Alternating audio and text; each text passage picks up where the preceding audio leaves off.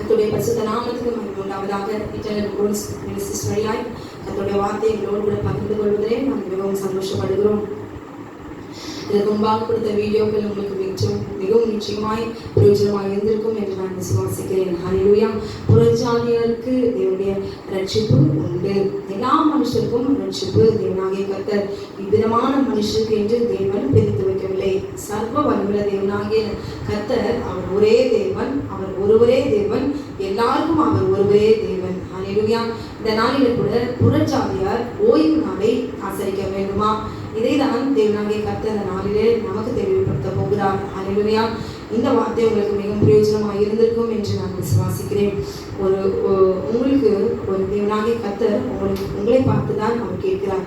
எந்த கட்டளையும் நீங்கள் மீறி இருந்தாலும் ஓய்வு நாள் கட்டளை மாத்திரம் மீறாதபடிக்கு உங்க ஆத்மாவை பார்த்து நீங்களே எச்சரித்துக் கொள்ளுங்கள். ஹல்லேலூயா.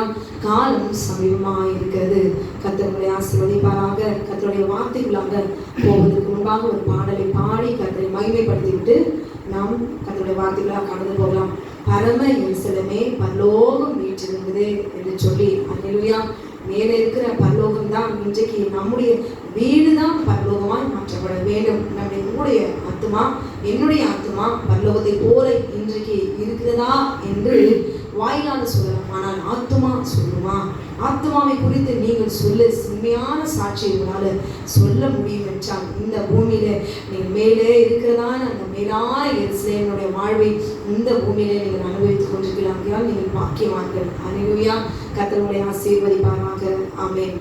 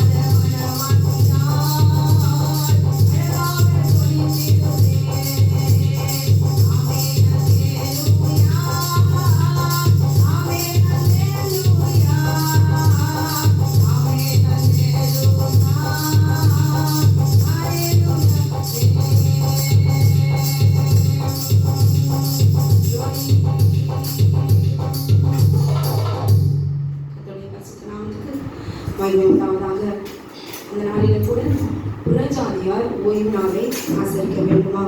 இந்த நாளில் கூட இந்த வார்த்தைக்கு தேவனாகிய கர்த்தர் கொடுக்கிற விளக்கத்தை கேட்டு உங்களுடைய வாழ்க்கையிலே நீங்கள் பிரயோஜனமாக்கி கொள்ளும்படியாக கர்த்தர் நாமத்திலே உங்கள் தாழ்மையோடு நான் கேட்டுக்கொள்கிறேன்.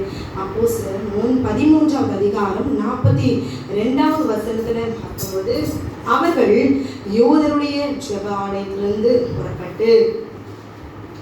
புறப்பட்டு என்று சொல்லி பார்க்கிறோம். அவர்கள் யூதருடைய ஜெப ஆலயத்திலிருந்து புறப்படுகையில் அடுத்த ஓய்வு நாளிலே இந்த வசனங்களை தங்களுக்கு சொல்ல வேண்டும் என்று புறஜாதியார் வேண்டிக் கொண்டார்கள். ஹல்லேலூயா.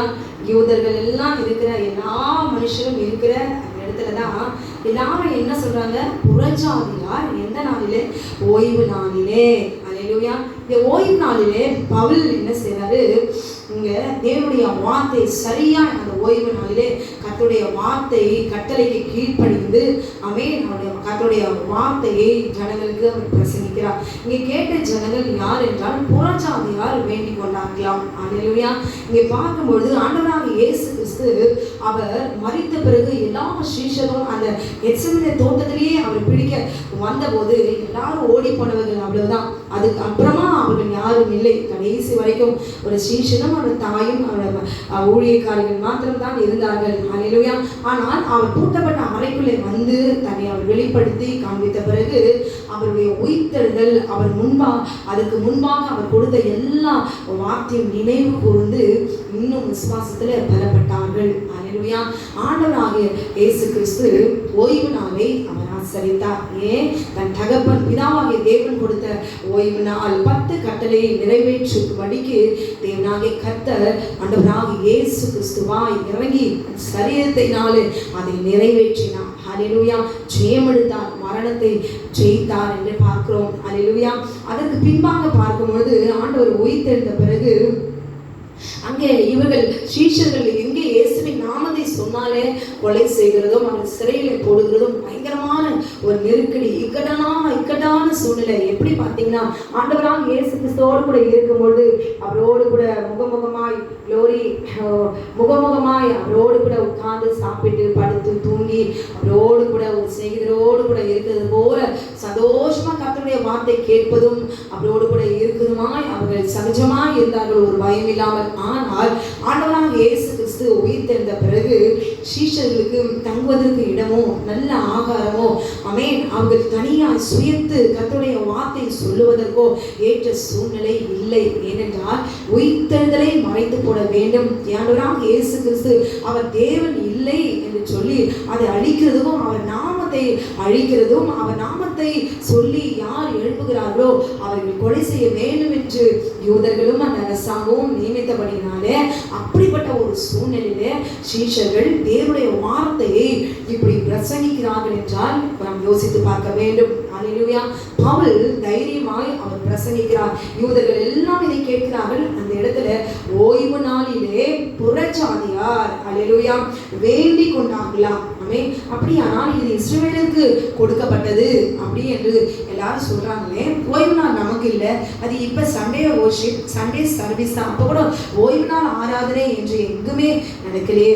தேவன் எழுதி கொடுத்த கட்டளையை ஒரு நாள் இதுவரைக்கும் யாரும் ஆராதிக்காமல் இருக்கிறார்களே, காரணம் என்ன என்பதை நாம் அலசி பார்த்து தேவனுடைய கட்டளைக்குள்ளாக நாம் திரும்ப கற்றுக்கொள்ள வேண்டும். ஒருவேளை நிர்வேசாரமாய் அஜாக்கிரதையாய் அது அலட்சியமாய் ஆமென் ஒருவேளை தேவனுக்கு விரோதமாய் நடக்கிறதும் துரோகம் செய்வதும் மீறி நடக்கிறதுமான சுபாவம் இல்லை எனக்கு. ஆனால் நான் அசட்டையா இருந்துட்டு யாரும் இதை குறித்து அவ்வளவு அத்தனை ஒரு முக்கியத்துவமாய் இதுவரைக்கும் பிரசங்கிக்கவில்லை, அதனால எனக்கு தெரியவில்லை என்று சொல்லி நீங்கள் ஒருவேளை இருக்கலாம். ஆனால் தேவனுடைய பிள்ளைகளே கேட்டுக்கொண்டிருக்கிற இந்த வகையில் வேதத்துல யாத்திராகமம் 20வது அதிகாரத்துல தேவனாகிய கர்த்தர் அவர் எழுதி அவர் கைப்பட அவர் அக்னி விரலினாலே எழுதி அவர் கொடுத்திருக்கிறார். அல்லேலூயா. ஆமென். அதை கீழ்ப்பணிந்து ஒவ்வொரு மனுஷனும் தன்னுடைய ஆண்டவர் கொடுத்த நீதியின் பாதையில நடக்க நாம் கற்றுக்கொள்ள வேண்டும். அல்லேலூயா.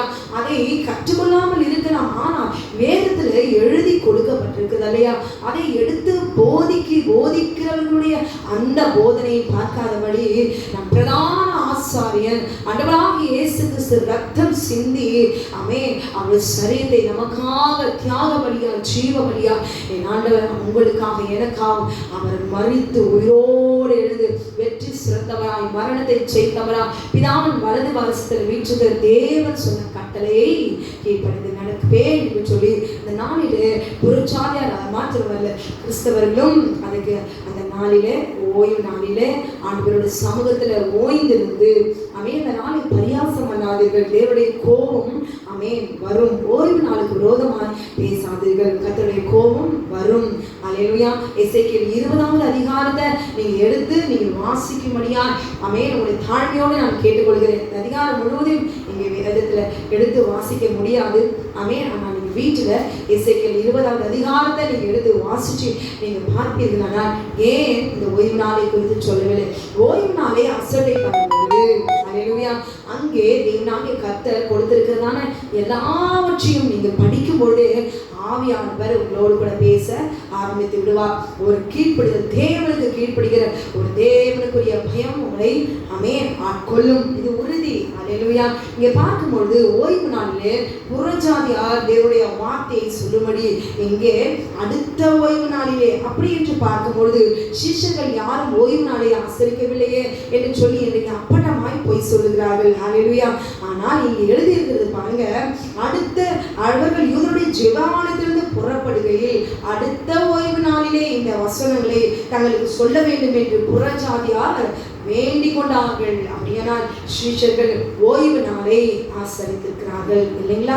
அப்ப சீஷர்கள் ஆண்டவராகிய இயேசு கிறிஸ்து பிறகு அவர் பிதாவுக்கு கட்டளைக்கு கீழ்ப்படுத்தி எப்படி ஓய்வு நாளை ஆசரித்தாரோ அப்படியே அவர் சீஷர்களும் கீழ்ப்படித்தார்கள் என்பது வேதத்தின் மூலமாய் உறுதியாகிறது. அல்லேலூயா. அலட்சியமாய் இருந்து விடாதீர்கள். மற்றவர் சொல்லுகிற உபதேசங்களை கேட்கும் பொழுது ஒரு உண்மைதானா என்பதை பார்த்து அலசி பார்த்து இங்க வேத ஆதாரத்தோடு கூட அடுத்த ஓய்வு நாளிலே இந்த வசனங்களை தங்களுக்கு சொல்ல வேண்டும் என்று புறஜாதியார் வேண்டிக் கொண்டார்கள் என்று சொல்லி நாம் பார்க்கிறோம். அல்லேலூயா. அப்படியே அடுத்த ஓய்வு நாளிலே அவர் கேட்டுக்கொண்டபடியே அடுத்த ஓய்வு நாளிலே கொஞ்சம் குறைய பட்டணத்தார் அனைவரும் தேவ வசனத்தை கேட்கும்படி கூடி வந்தார்களாம். இன்றைக்கு கேட்டுக்கொண்டிருக்கிற அருமையான சகோதரி, அடுத்த ஓய்வு நாளிலே இதை கேட்கிற நீங்கள் தேவ வசனத்தை கேட்கும்படி தேவனோடு கூட ஓய்ந்திருக்கபடி அந்த நாளிலே நீங்கள் கர்த்தரை நோக்கி பார்ப்பீர்களா? கர்த்தருடைய சந்நிதிக்கு நீங்கள் வருவீர்களா? அந்த ஓய்வு நாளிலே இனி தேவனோடு கூட நான் இருப்பேன், இந்த ஓய்வு நாளில் இனி தேவனுடைய கட்டளைக்கு நான் கீழ்ப்படிவேன் என்று சொல்லி இதை கேட்கும்போது நீங்கள் கீழ்ப்படிவீர்களா? அப்படிப்பட்ட ஒரு தாழ்வுள்ள இருதயம் உங்களுக்கு வர வேண்டும். அல்லேலூயா. ஓய்வு நாளை ஆசரிக்கிறவர்கள் ஏதோ அவர்கள் ஒரு தனிப்பட்ட ஒரு ஜாதி, அப்படி அல்ல. இது பரிசுத்த ஜாதி, தேவனுக்கு கீழ்ப்படுகிற ஜாதி, அது பரிசுத்த சந்ததி. அல்லேலூயா. தேவன் கொடுத்த 10 கட்டளைக்கும் கீழ்ப்படிவேன் என்று ஆண்டவருக்கு முன்பாக கீழ்ப்படுதலை வெளிப்படுத்துகிற சந்ததி. அல்லேலூயா. ஆமென். நாளிலே புறஜாதியர் அடுத்த ஓய்வு நாளிலே கொஞ்சம் குறைய எல்லா பட்டணத்தார் அனைவரும் தேவ வசனத்தை கேட்கும்படி அல்லேலூயா கூடி வந்தார்கள் என்று சொல்லி நாம் பார்க்கிறோம். அல்லேலூயா. அப்படியே யூதர்கள் ஜனக்கூட்டங்களை கண்டபோது ஆமென். பாருங்களேன், இந்த அடுத்த ஓய்வு நாள்ல பவுல்கிட்ட கேட்டபடியே அடுத்த ஓய்வு நாளையும் ஆசையா யாரு புறஜாதியா தேவனுடைய வசனத்தை கேட்க அங்க எல்லாரும் பட்டணத்தார் எல்லாரும் கூடி வந்திருக்கிறத பார்த்து யாருக்கு போறாம? யூதர்களுக்கு போறாமை. அல்லேலூயா. இன்றைக்கு அநேக புறஜாதியார் ரட்சிக்கப்பட வேண்டும், அநேக புறஜாதியார் ரட்சிக்கப்பட்டிருக்கிறார்கள். அல்லேலூயா. அவர்களுக்கு தான் இந்த நாளிலே தேவனாகிய கர்த்தர் கொடுத்து கொண்டிருக்கிறார். அல்லேலூயா. அவர்களை கெடுத்து விடாதீர்கள். ஓய்வு நாளை நீங்கள் ஆசரிக்க தேவையில்லை, எல்லா நாளும் ஓய்வு நாள் என்று சொல்லி தேவனுடைய வார்த்தைக்கு ஏதோ அர்த்தம் சொல்லுகிற நியாயாதிபதியாக சொல்லி தேவனுக்கு கீழ்ப்படுகிற புறஜாதியரை நீங்கள் கீழே தள்ளி அந்த ஆத்துமாவை கீழே தள்ளி விடாதீர்கள், அந்த ஆத்துமாவை புரட்டி போடாதீர்கள். அல்லேலூயா. அப்படி வரும்பொழுது இந்த ஓய்வு நாளில் தேவனுடைய வசனத்தை கேட்கும்படி இத்தனை புறஜாதியார் வந்திருக்கிறார்களே என்று சொல்லி பொறாமையினால் இந்த யூதர்கள் என்ன செய்யறாங்க? பவுலினால் சொல்லப்பட்டவர்கள் எதிரடையாய், அல்லேலூயா, எதிரடையாய். இப்படி இன்னைக்கு கூட தேவனுடைய ஓய்வு நாளை பரிசுத்தமான ஆசரிக்க நினைப்பாயாக. இந்த ஒரு கட்டளைக்கு எத்தனை விதமான எதிர்ப்புகள், எத்தனை விதமான எதிரடியான பேச்சுகள், எத்தனை விதமான விரோதமான தூஷணமான வார்த்தைகள். அல்லேலூயா. அதை ஆசரிக்கிறவர்களை குறித்து குற்றப்படுத்தி விரல் நீட்டி நிபச்சனை சொல்லி தேவனுடைய கரத்திலிருந்து சாபத்தை நாம் பெற்றுக்கொள்ள கூடாது. ஏன் ஓய்வு நாளை ஆசரிக்க வேண்டும் என்று போதிக்கிறார்கள் அல்லவா? தேவனுடைய கட்டளைக்கு கீழ்ப்படியும் என்று சொல்லுகிறார்களே, இதில் ஒரு தவறும் இல்லையே. தேவன் கொடுத்த 10 கட்டளையும் கீழ்ப்படிந்தே ஆக வேண்டும் என்று தேவனாகிய கர்த்தர் நமக்கு அவர் அத்தனை கட்டளைகள் பழைய ஏற்பாடு கொடுத்திருந்தாலும் அத்தனை கட்டளைகளையும் என் ஆண்டவர் அதை எல்லாம் தள்ளிவிடுது. எதற்கு? அவை எல்லாவற்றும் தன் சரீரத்தினாலே அவை எல்லாவற்றும் சகல துரைதனங்களும் அதிகாரங்களும் என் ஆண்டவர் அவர் வெற்றி சிறந்தார். ஹல்லேலூயா. அப்பொழுது பலி செலுத்தி எல்லாவற்றுக்கும் ஒரு விடுதலை கிடைத்தது. டெம்பரரியாய், தற்காலிகமாய் ஒரு விடுதலை அவர்கள் பெற்றுக்கொண்டார். ஆனால் ஆட்டுக்குட்டியான ரத்தத்தை சிந்தின பிறகு ஒரு மனுஷனுக்கு தேவனாகிய கர்த்தர் கொடுக்கிறதான ஆமென் அவர் நித்திய ஜீவனை சுதந்தரிப்பதற்கு 10 கட்டளைகள் தான். அல்லேலூயா. அதுல ஒரே அந்த ஓய்வு நாள் மிகவும் தேவனுக்குரிய கட்டளை, மிகவும் பிரதானமான கட்டளை. அது கர்த்தருடைய நாள். ஆமென். அந்த நாளை ஒருவரும் மாற்ற முடியாது, மாற்றவும் கூடாது, அதுல கொஞ்சம் குறைக்கவும் கூடாது, கூற்றவும் கூடாது. வேதத்துல வெளிப்படுத்தல் 22வது வசனத்துல வாசிச்சு பாருங்க. அப்படி கூட்டினால் அவர்களுக்கு தேவன் இந்த வேதத்துல எழுதியிருக்கிற அத்தனை வாதையும் அவர்கள் மீது கூட்டுவார் என்று எழுதியிருக்கிறதே. அல்லேலூயா. ஆமென். நீங்க சொல்லலாம், இல்லையே அப்படிப்பட்ட வாதை நாங்கள் பார்க்கவில்லை என்று சொல்லி. வாதை என்றால் சரீரமும் ஒன்று, ஒரு மனுஷனுடைய சரீரமும் ஆத்மாவும் ரெண்டும் உண்டு. ஆமென். வெளிப்படையான பார்க்கும்போது சரீரத்துல உண்டு. அல்லேலூயா. ஆத்மாவிலையும் வாதை உண்டு. அல்லேலூயா. 2 வாதைகள் மனசுல. இன்னைக்கு ஒரு வியாதி வந்துட்டா, சரீரத்துல வந்துட்டா, எது பாதிக்கப்படுது? ஆத்மா தான் பாதிக்கப்படுது. என்றைக்கு இந்த வியாதி நீங்குவோம், இந்த வியாதி இல்லாமல் பிழைத்து நீங்கி நான் பிழைப்பேனோ, நான் எப்படி தன் பிள்ளைகளோடு கூட நான் சுகமா இருப்பேனோ என்ற வேதனை எங்கு வருது? முதல்ல ஆத்துமால தான் வருது. ஹல்லேலூயா.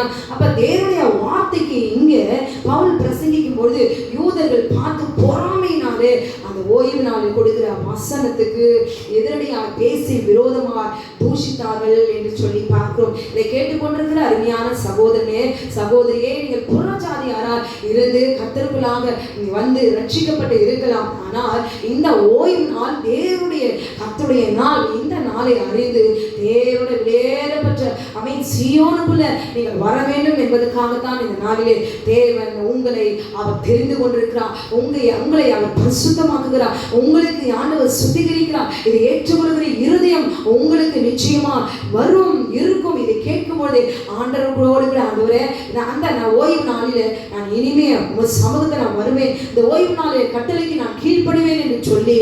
அல்லேலூயா. ஆமென். விதைத்த தேவனுக்கு விரோதமாக விதைத்த உபதேசங்களுக்கு இடம் கொடுக்காதபடிக்கு நான் வேதத்தில் எழுதப்பட்டிருக்கிற வார்த்தைக்கு நான் கீழ்ப்படிவேன். வார்த்தை தான் நம்முடைய தேவன். அல்லேலூயா. நாம் மனுஷனை பார்த்து, நம்முடைய அலங்காரத்தை பார்த்து, சபையை பார்த்து, சபையினுடைய வருகிற ஆத்துமாக்களை பார்த்து, சபையில் இருக்கிற வளர்ச்சியை பார்த்து, அவருடைய பினான்சியல் இருக்கிற பலத்தை பார்த்து, ஆண் பலத்தை பார்த்து, இவ்விதமான பலத்தை பார்த்து நான் கர்த்தரை ஆராதிப்பேன், கீழ்ப்படிவேன் என்று சொல்லி மாம்ச பார்வை இராதபடி. இல்லை இல்லை, என் ஆண்டோடைய பெயர் என்ன தெரியுமா? வார்த்தை. அவர் தான் என் தேவன். அந்த வார்த்தைக்கு, அவர் வார்த்தைக்கு நான் கீழ்ப்படிவேன். அவர் வார்த்தைக்கு மாத்திரம் நான் கீழ்ப்படிவேன். அந்த ஓய்வு நாள் இதோ அழித்து போட்டது ஓய்வு நாள், இதோ மனுஷனுக்கு அல்ல, அது இஸ்ரவேலுக்கு மட்டும்தான் என்று சொன்னால், அல்லேலூயா. இந்த நாளிலே தேவனாகிய கர்த்தர் ஓய்வு நாளிலே புறஜாதியாருக்கும் என் ஆண்டவர் அவர் கொடுத்திருக்கிறார். அல்லேலூயா. ஆமென். மற்ற போதிக்கிற ஓய்வு நாளுக்கு விரோதமாய் பேசுகிற சத்தியங்களுக்கு கீழ்ப்படியாதபடி. ஏனென்றால் உன் ஆத்துமா வெளியேறப்பட்டது. ஆமென். ஆண்டவர் சொல்றார், என் ஜனங்கள் அறிவில்லாமல் சங்காரமாகிறார்கள் என்று சொல்லி. அப்ப ஆத்துமாவை அறிகிற அறிவினால வளர்ந்து கொள்ளுங்கள். உடைய ஆத்துமா மரித்த பிறகு தேவனுடைய ராஜ்யத்துக்குள்ளாக பிரவேசிக்க, அந்த போகிற இடம் உன்னதமான சீயோனை தேவனாகிய கர்த்தரை தரிசிக்க வேண்டும் என்று வெளியேறப்பட்ட கனமுள்ள பாத்திரமா நீங்கள் மாற வேண்டும் என்பதற்காக தான் கர்த்தர் இந்த நாளிலே உங்களை பார்த்து அவர் பேசிக் கொண்டிருக்கிறார். ஹல்லேலூயா. இவர்கள் கர்த்தருடைய பிள்ளைகள், யூதர்கள், இஸ்ரவேலர்கள். இவர்கள் கட்டளைகள் தெரிந்தவர்கள், கலாச்சாரத்தை நியாய பிரமாணத்தின்படி வாழ்கிறவர்கள். இவர்கள் புறஜாதியார். ஆமென். தேவனுடைய வார்த்தை அறிந்து கொள்கிறார்கள் என்று. ஆமென். யாருக்கு? யூதர்களுக்கு, தேவனுடைய பிள்ளைகளுக்கு எங்காவது பொறாமை வருமா? அல்லேலூயா. சந்தோஷம் தானே. ஆமென். நம்முடைய குடும்பத்துல ஒரு குடும்பம், கூட பிறந்தவர்களோ தாய் தகப்பனோ யார் கர்த்தருக்குள்ளாக ரட்சிக்கப்பட்டிருக்காங்க என்பது எவ்வளவு ஒரு சந்தோஷம். இவங்க கூட, என்னுடைய கூட பிறந்தவங்க இப்படி ரட்சிக்கப்பட்டுட்டாங்க, என்னுடைய உறவினர்ல ஒருவர் ரட்சிக்கப்பட்டிருக்கிறாங்க, அவங்க எல்லாம் இந்துக்களா இருந்தாங்க, அவங்க தேவனை அறிந்து கொண்டாங்க என்று சொல்லும்போது எவ்வளவு ஒரு பாக்கியம், எவ்வளவு ஒரு சந்தோஷம் உண்டாகிறது. காரணம் என்ன? ஆனால் இன்றைக்கு அல்லேலூயா. ஆமென். யூதர்கள் பாருங்க, புறஜாதியர்களா ரட்சிக்கப்பட்டு இப்படி பட்டணத்தாரெல்லாம் சூழ்ந்து தேவனுடைய வார்த்தையை கேட்கிறாங்கன்னு சொல்லி சந்தோஷம் என்ன வரணும்? கூட சேர்ந்து அவர்கள் ஆத்துமாக்களை இன்னும் பலப்படுத்த வேண்டுமே. ஆனால் பொறாமையினால் நிறைந்து ஆமென் பவுலுக்கு விரோதமாய் ஆமென் அந்த இடத்துல தூஷித்தார்கள். தேவனுடைய வார்த்தையை புரட்டி போட்டார்கள். ஆமென். விரோதமாய் பேசினார்கள், அதற்கு வசனத்துக்கு எதிரடியாய் பேசினார்கள் என்று சொல்லி நாம் பார்க்கிறோம். அல்லேலூயா. ஆமென். இன்றைக்கு கிறிஸ்தவர்கள் கூட ஓய்வு நாள் என்று சொல்லும் பொழுது ஓய்வு நாள் மாத்திரம் எடுத்துவிட்டு, அல்லேலூயா, மற்ற எல்லா கட்டளையும் ஏற்றுக்கொள்வார்கள். பாருங்க, தேவன் கொடுத்தார் 10 கட்டளைகள். அதுல 10 கட்டளைகளே ஓய்வு நாள் கட்டளை 4வது கட்டளை. ஆனா 4 மாத்திரம் எடுத்து போட்டு 10 கட்டளை இருக்கிற 9 கட்டளை மட்டும் நான் ஆசரிப்பேன் என்று ஏற்றுக்கொள்வது சரியா? தேவ துரோகம் இல்லையா? அப்போ என்னையென்று உனக்கு வேற தேவர்கள் உண்டாயிருக்க வேண்டாம். உன்னை அடிமையான வீடாக எகிப்து தேசத்திலிருந்து உன்னை புறப்பட பண்ணின கர்த்தர் நானே என்று சொல்லும் பொழுது இவரே கர்த்தர் என்று சொல்லி மாத்திரம் எடுத்துக் கொள்ளலாமா? ஏன் விக்கிரகாராதனை செய்ய வேண்டியதானே? ஏன் ஓய்வு நாளை புறமே போட்டவர்கள் புறமே போட்டவர்களுக்கு 1ஆம் கட்டளை எதற்கு? அல்லேலூயா. தேவனுடைய கட்டளைகளே எனக்கு வேண்டாம், மாம்சத்திற்கு சொல்லப்பட்ட கட்டளைகள் எனக்கு எதற்கு? அதற்கு தான் தேவனாக கர்த்தர் ஒரு அளவு கொடுத்திருக்கிறார். 10 கட்டளைக்கு மேல கொடுத்தா மனுஷன் என்ன செய்வான்? இந்த கட்டளைக்கு 10 கட்டளைக்கு தான், இந்த 10க்கு இவன் கீழ்ப்படுத்த நீதியின் பாதையில இவன் வாழ்கிறானா என்று சொல்லி அல்லேலூயா. அப்பாவி ஜனங்கள், கிறிஸ்தவர்கள் தேவனை நம்பி இருக்கிறவர்கள், அவர்களுக்கு பயங்கரம் வராது, ஆபத்து வராது, தண்டனை வராது. ஆனால் போதிக்கிற பிரசங்கிக்கிற பலிபீடத்துக்கு முன்பாக நின்று தேவனுடைய வார்த்தை கொடுக்கிற ஊழியர்களுக்கு, ஊழியக்காரர்களுக்கு தேவன் அவர்களுக்கு என்று ஒரு பங்கு வைத்திருக்கிறார். சரியாய் கர்த்தருடைய வார்த்தை சத்தியத்தை போதித்திருக்கிறார்களா, அதை புரட்டி பேசுகிறார்களா, அல்லது எதிரடியாக பேசுகிறார்களா, அல்லது ஆதாயத்திற்காக பேசுகிறார்கள், எல்லாவற்றும் தேவனாகிய கர்த்தருடைய வார்த்தை பலிபீடத்திலிருந்து வரும்போது தூதன் அவர் சாட்சியாக இருக்கிறார். ஹல்லேலூயா. இந்த மனுஷனை சொன்னால் கர்த்தருடைய வார்த்தை இந்த அளவுக்கு ஏற்றுக்கொள்வார்கள், இந்த குடும்பம் இந்த அளவுக்கு ஏற்றுக்கொள்வார்கள், இவர்கள் இப்படிப்பட்ட சத்தியத்தை விரும்புகிறவர்கள், இவர்களுக்கு ஏற்றபடி ஒரு வார்த்தை சத்தியம், அதெல்லாம் உபதேசம். அல்லேலூயா. கர்த்தரை அறிகிற அறிவினால் முதலாவது பிரசங்கிக்கவன் நிற்க வேண்டும். உறுதியாய் ஸ்திரமாய் சத்தியம் இதுதான், இதற்கு மாறாக வேறொன்றும் இல்லை. தேவனோடு கூட இருந்து அவரோடு கூட செய்து அவருக்கு துரோகம் பண்ணாதபடி உள்ளதென்றும் இல்லதென்றும் கர்த்தர் சொல்லி இருக்கிறார். அல்லேலூயா. இதற்கு மிஞ்சுவது தீமையினால் உண்டாயிருக்கும் என்று அவர் எழுதி கொடுத்திருக்கும் பொழுது மனுஷனுடைய சிந்தைக்கு ஏற்றபடி போதிப்பது தேவனுடைய போதகம் அல்ல. அல்லேலூயா. அப்ப தேவனுடைய கட்டளை இல்லை, அது நமக்கல்ல என்று சொல்லும் பொழுதே அந்த சத்தியத்துல உறுதி இல்லை, சத்தியத்துல சுத்தம் இல்லை, பரிசுத்தம் இல்லை. அல்லேலூயா. என்னை அன்றி உனக்கு வேற தேவர்கள் உண்டாயிருக்க வேண்டாம். என் ஆண்டவர் ஒரே தேவன் என்று சொல்லுகிறவர்கள் ஓய்வு நாளை நமக்கு கொடுத்தார். அந்த நாளை நம்மை சுத்திகரிக்கிறார், நம்மை அவர் அடையாளம் கொடுக்கிறார். நம் மீது ஆண்டவர் அவர் சுத்திகரித்து நம் மீது அடையாளத்தை போட்டு சுத்திகரித்து பரலோகராஜ்யத்தில் நம்மை தகுதிப்படுத்துகிறார் என்று பிரசங்கிக்க வேண்டும். அல்லேலூயா. ஆனால் இந்த யூதர்கள் அவர்கள் மீது பொறாமை கொண்டு என்று சொல்லி நாம் பார்க்கிறோம். ஹல்லேலூயா. அங்கே பவுல் பார்க்கிறார், இது என்ன இவ்வளவு தேவனை முகமுகமாய் கண்டும் அவருடைய அற்புதங்களை அடையாளம் கண்டும் அவர் மரணத்தை பார்த்து அவர் உயிர்த்தெழுதலை கண்டும் விசுவாசிக்காமல் இந்த யூதர்கள் தேவனுக்கு இன்னும் அவர் உயிர்த்தெழுந்த பிறகும் இப்படிப்பட்ட ஒரு துரோகிகளா, தேவனுடைய வார்த்தை அழிப்பதற்கும் தேவனுடைய நாமத்துக்கு விரோதமாய் எழுவதற்கும் தேவனுடைய நாமத்தை பிரசங்கிக்கிறவர்களை கொல்லும்படியா இப்படிப்பட்ட பொல்லாதாவிகளால் நிரப்பப்பட்டிருக்கிறார்கள் என்று சொல்லி அவர்களை பார்த்து பவுல் சொன்ன வார்த்தை என்ன தெரியுங்களா? முதலாம் அப்பொழுது 46வது வசனம், அப்பொழுது பவுலும் பர்னபாவும் தைரியம் கொண்டு அவர்களை நோக்கி, முதலாவது யூதர்களுக்கு புறஜாதியர் ஏற்றுக்கொள்வாங்க தேவனுடைய வார்த்தை, ஆனால் முதலாவது உங்களுக்கே தேவ வசனத்தை சொல்ல வேண்டியதாக இருக்கிறது. ஹல்லேலூயா. முதல்ல தேவ வசனம் உங்களுக்கு தான் சொல்லணும், இவர்களுக்கு அல்ல. ஏனென்றால் அப்படிப்பட்ட ஒரு வார்த்தை, ஆண்டுடைய வார்த்தையை மனோ வாஞ்சியால் அவர் கேட்டார்கள், உட்கொண்டார்கள். ஹல்லேலூயா. ஆனால் தேவனுடைய பிள்ளைகள் என்று சொல்லுகிறவர்கள் தேவனுடைய வார்த்தை புரட்டி போட்டார்கள். முதலாவது யாருக்கு தேவனுடைய வார்த்தை முதலாவது தேவைப்படுகிறது? புறஜாதியருக்கு இல்லையா? இங்க தேவனுடைய பிள்ளைகளுக்கு தான் முதல்ல தேவனை அறிகிற தேவனுடைய வார்த்தை கேட்கிற தாழ்மை வர வேண்டும். அங்கே அந்த சூழ்நிலை இல்லை.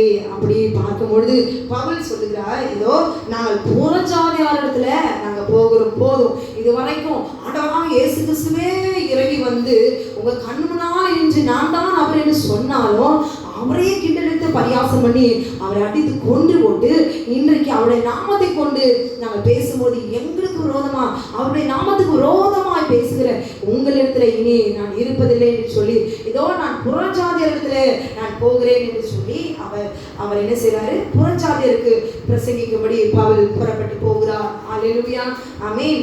பார்க்கும்போது அப்போஸ்தலர் 13வது அதிகாரம் 17வது வசனம், நீர் பூமியின் கடைசி பரியந்தம் ரட்சிப்பாய் இருக்கும்படி உம்மை ஜாதிகளுக்கு ஒளியாக வைத்தேன் என்கிற வேத வாக்கியத்தின்படி கர்த்தர் எங்களுக்கு கட்டளையிட்டிருக்கிறபடினால் இப்படி செய்கிறோம். அல்லேலூயா, பூமி கடைசி பரியந்தம் ரட்சிப்பாய் இருக்கும்படி உம்மை ஜாதிகளுக்கு ஒளியாய் வைத்தேன். ஆமென். ஒவ்வொருவரும் தேவனுடைய பிள்ளைகள் பூமி கடைசி பரியந்தம் உங்களுக்கு குடும்பத்தை ரட்சிக்கிறது தான் உங்களுக்கு பூமி கடைசி வரையில ஒரு சுவிசேஷத்துக்கு கொடுக்கப்பட்ட கடமையானால், ஒரு குடும்பத்தில் இருக்கிற தாய் தகப்பனுக்கு தன் பிள்ளைகளுக்கு கர்த்தருடைய வார்த்தை கொடுக்க கடைசி பரியந்தம் அவருடைய கர்த்தருக்குள்ளாக வளர்க்க வேண்டும். அதுதான் அவர்களுக்கு கொடுக்கப்பட்ட கட்டளை. அல்லேலூயா, அவர்களுக்கு கொடுக்கப்பட்ட கட்டளையிலே தேவனுடைய கட்டளை உண்மையால் பிரசங்கிக்க வேண்டும். அல்லேலூயா, அது மாத்திரமல்ல, அப்போஸ்தலர் அங்கே 18:48 வசனத்துல புறஜாதியார் அதை கேட்டு சந்தோஷப்பட்டு, பவுல் இனிமே ஆங்காங்கு வந்து அப்பப்ப ஓய்வு நாள் எப்போ வரும், பவுல் சொல்கிற வார்த்தை எப்பொழுது கேட்போம், கர்த்தருடைய வார்த்தை நம்ம எப்போ கேட்போம், இப்படி ஏங்குகிற ஒரு நிலைமையில அவங்க இருந்தாங்க.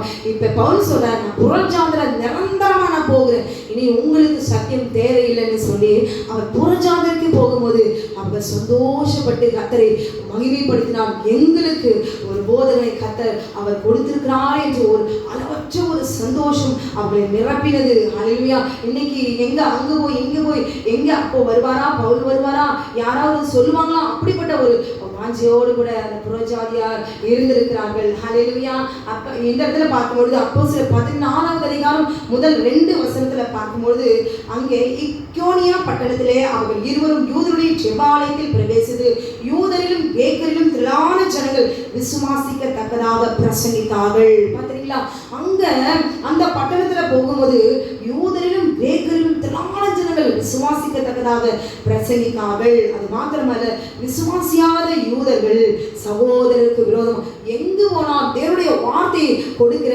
ஒரு இடத்துல அங்க ஒரு பிசாசு ஒரு கூட்டத்தை ஏற்படுத்தி வைப்பான். தேவனுடைய ஒரு குடும்பத்துல ஒரு கணவன் ரட்சிக்கப்பட்டிருந்தா மனைவி மூலமா ஒரு பிரச்சனை உண்டு பண்ணும்படி அந்த சாத்தானா அந்த வீட்டுக்குள்ள அவளை உருவாக்கி வச்சிருப்பான். அல்லேலூயா, நிரந்தரமா குடும்பம் முழுவதும் தேவனுக்குள்ளாக வரவிடாதபடி கடைசி வரைக்கும் அவன் போராடுவான். அல்லேலூயா, ஒரு குடும்பம் கர்த்தருடைய குடும்பமாய் இருக்க வேண்டும் என்றால் அந்த குடும்பம் முழுவதும் தேவனுடைய கட்டளைக்கு கீழ்ப்படிந்திருக்க வேண்டும். அல்லேலூயா, இங்க பாருங்களேன், பவுல் இந்த இடத்துல போகும்போது அந்த இக்கேனியா பட்டணத்துல பிரசங்கிக்கும் போது இங்க விசுவாசியாத யூதர்கள், ஆமே, கிறிஸ்தவர்கள் எல்லாரும் கிறிஸ்தவர்கள் அல்ல, கிறிஸ்தவர்கள் பெயர் கிறிஸ்தவர்களா இருப்பார்கள். அவர்கள் இங்கே பவுலுக்கு விரோதமா யூதர்கள் ஆண்டவரை விசுவாசியாத யூதர்கள் தான், ஆனா அவர்கள் விசுவாசிக்கவில்லை.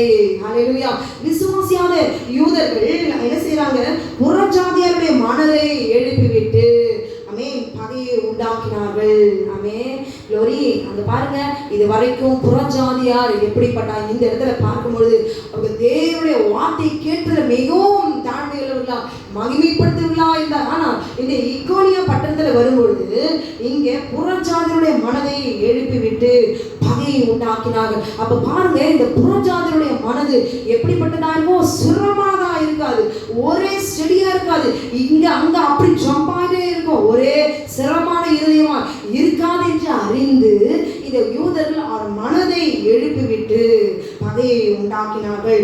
அங்கே அவர் அநேக நாள் சஞ்சரித்து கர்த்தருடைய வார்த்தையை தைரியமாய் போதகம் பண்ணினார்கள். ஆனாலும் அந்த இடத்துல ஆண்டவர் அந்த இடத்துல அவர் பவுலுக்கு விரோதமாய் ஜனங்களே அவர்கள் தேவனுக்கு விரோதமாய் அந்த வசனத்துக்கு விரோதமாய் ஏவிட்டு கொண்டே இருக்கிறார்கள். அல்லேலூயா, ஆனால் இவர்கள் செய்கிற காரியம் பல நேரத்துல நடந்தால் கிறிஸ்தவர்கள் எங்க ஒரு வார்த்தையை பிரசங்கித்தாலும் அங்கு ஒரு சத்துரு ஆண்டவருக்கு விரோதமாய் அங்கே யுத்தம் பண்ணி மனுஷர்கள் மூலமாய் சூழ்நிலைகள் மூலமாய் ஏதோ ஒரு பிரச்சனையை உண்டு பண்ணி கொண்டுதான் இருக்கு அதை கெடுப்பதற்கு. ஆனால் இந்த இடத்துல பார்க்கும்போது அநேக நாள் தேவன் அங்கே அந்த பட்டணத்துல ஆண்டோடைய வார்த்தை கொடுக்கும்படி சமயம் அனுகிரகம் பண்ணினாலும் விடாமல் அந்த பட்டணத்தின் ஜனங்களை அந்த வசனத்துக்கு விரோதமா பவுலுக்கு விரோதமாய் ஏறிவிட்டு கொண்டே இருக்கிறார்கள். அல்லேலூயா, இதை அவங்க என்ன செய்யறாங்க? பவுலையும் அவர்களையும் பர்னபாவையும் இவர்களை அவமானப்படுத்தவும், 5வது வசனம், அவமானப்படுத்தவும் கல்லெறியும் வேண்டும் என்று. பாத்தீங்களா? ஏன் நீங்க நல்ல பரிசுத்தமா இருங்க, ஆமென், நல்லவங்களா இருங்க, நீதியில நடங்க, பரிசுத்தமா இருந்து தேவன் யார் என்று அறிந்து கொள்ளுங்க.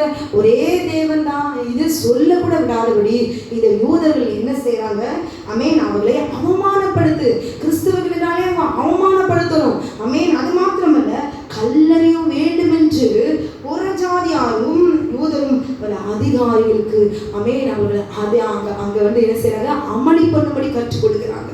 ஆமென். பவுல் அவமானப்படுத்து, பவுல் எத்தனை பேரை அவமானப்படுத்தினார். ஆனால் இங்கே பாருங்களேன், புறஜாதியருக்கு அவர் ஊழியத்தை அவர் தெரிந்து கொள்ளும் பொழுது அத்தனை அவமானத்தையும் அவர் சகித்தார், அவர் எதிர்நோக்கினார். அது மாத்திரமல்ல, கல்லறி வேண்டும் என்று புறஜாதியாருடைய மனதை எழுப்பிவிட்டார்கள் என்று சொல்லி பார்க்கிறோம். ஹல்லேலூயா, ஆமென்.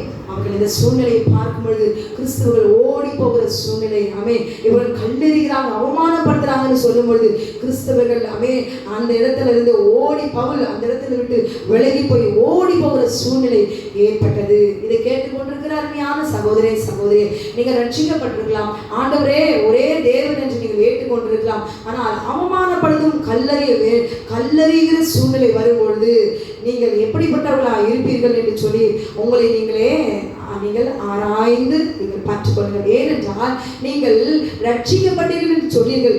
எப்படி, எது ரட்சிப்பு?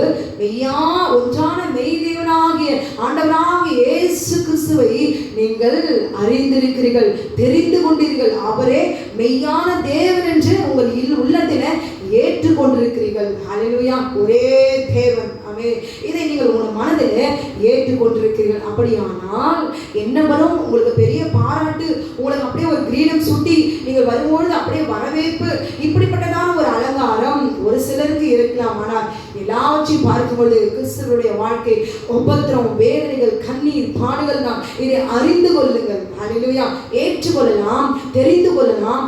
ஆனால் கிறிஸ்துவை அறிந்து கொள்ளும் பொழுது, நீங்கள் கிறிஸ்துவை அறியும் பொழுது, கிறிஸ்துவை நீங்கள் ருசிக்கும் பொழுது உங்களுக்கு பாடுகள் தான் வரும். ஹல்லேலூயா. இல்ல பாடலாம் வராது, இல்ல உபத்திரம்லாம் வராது அப்படின்னு சொல்லவே மாட்டேன்.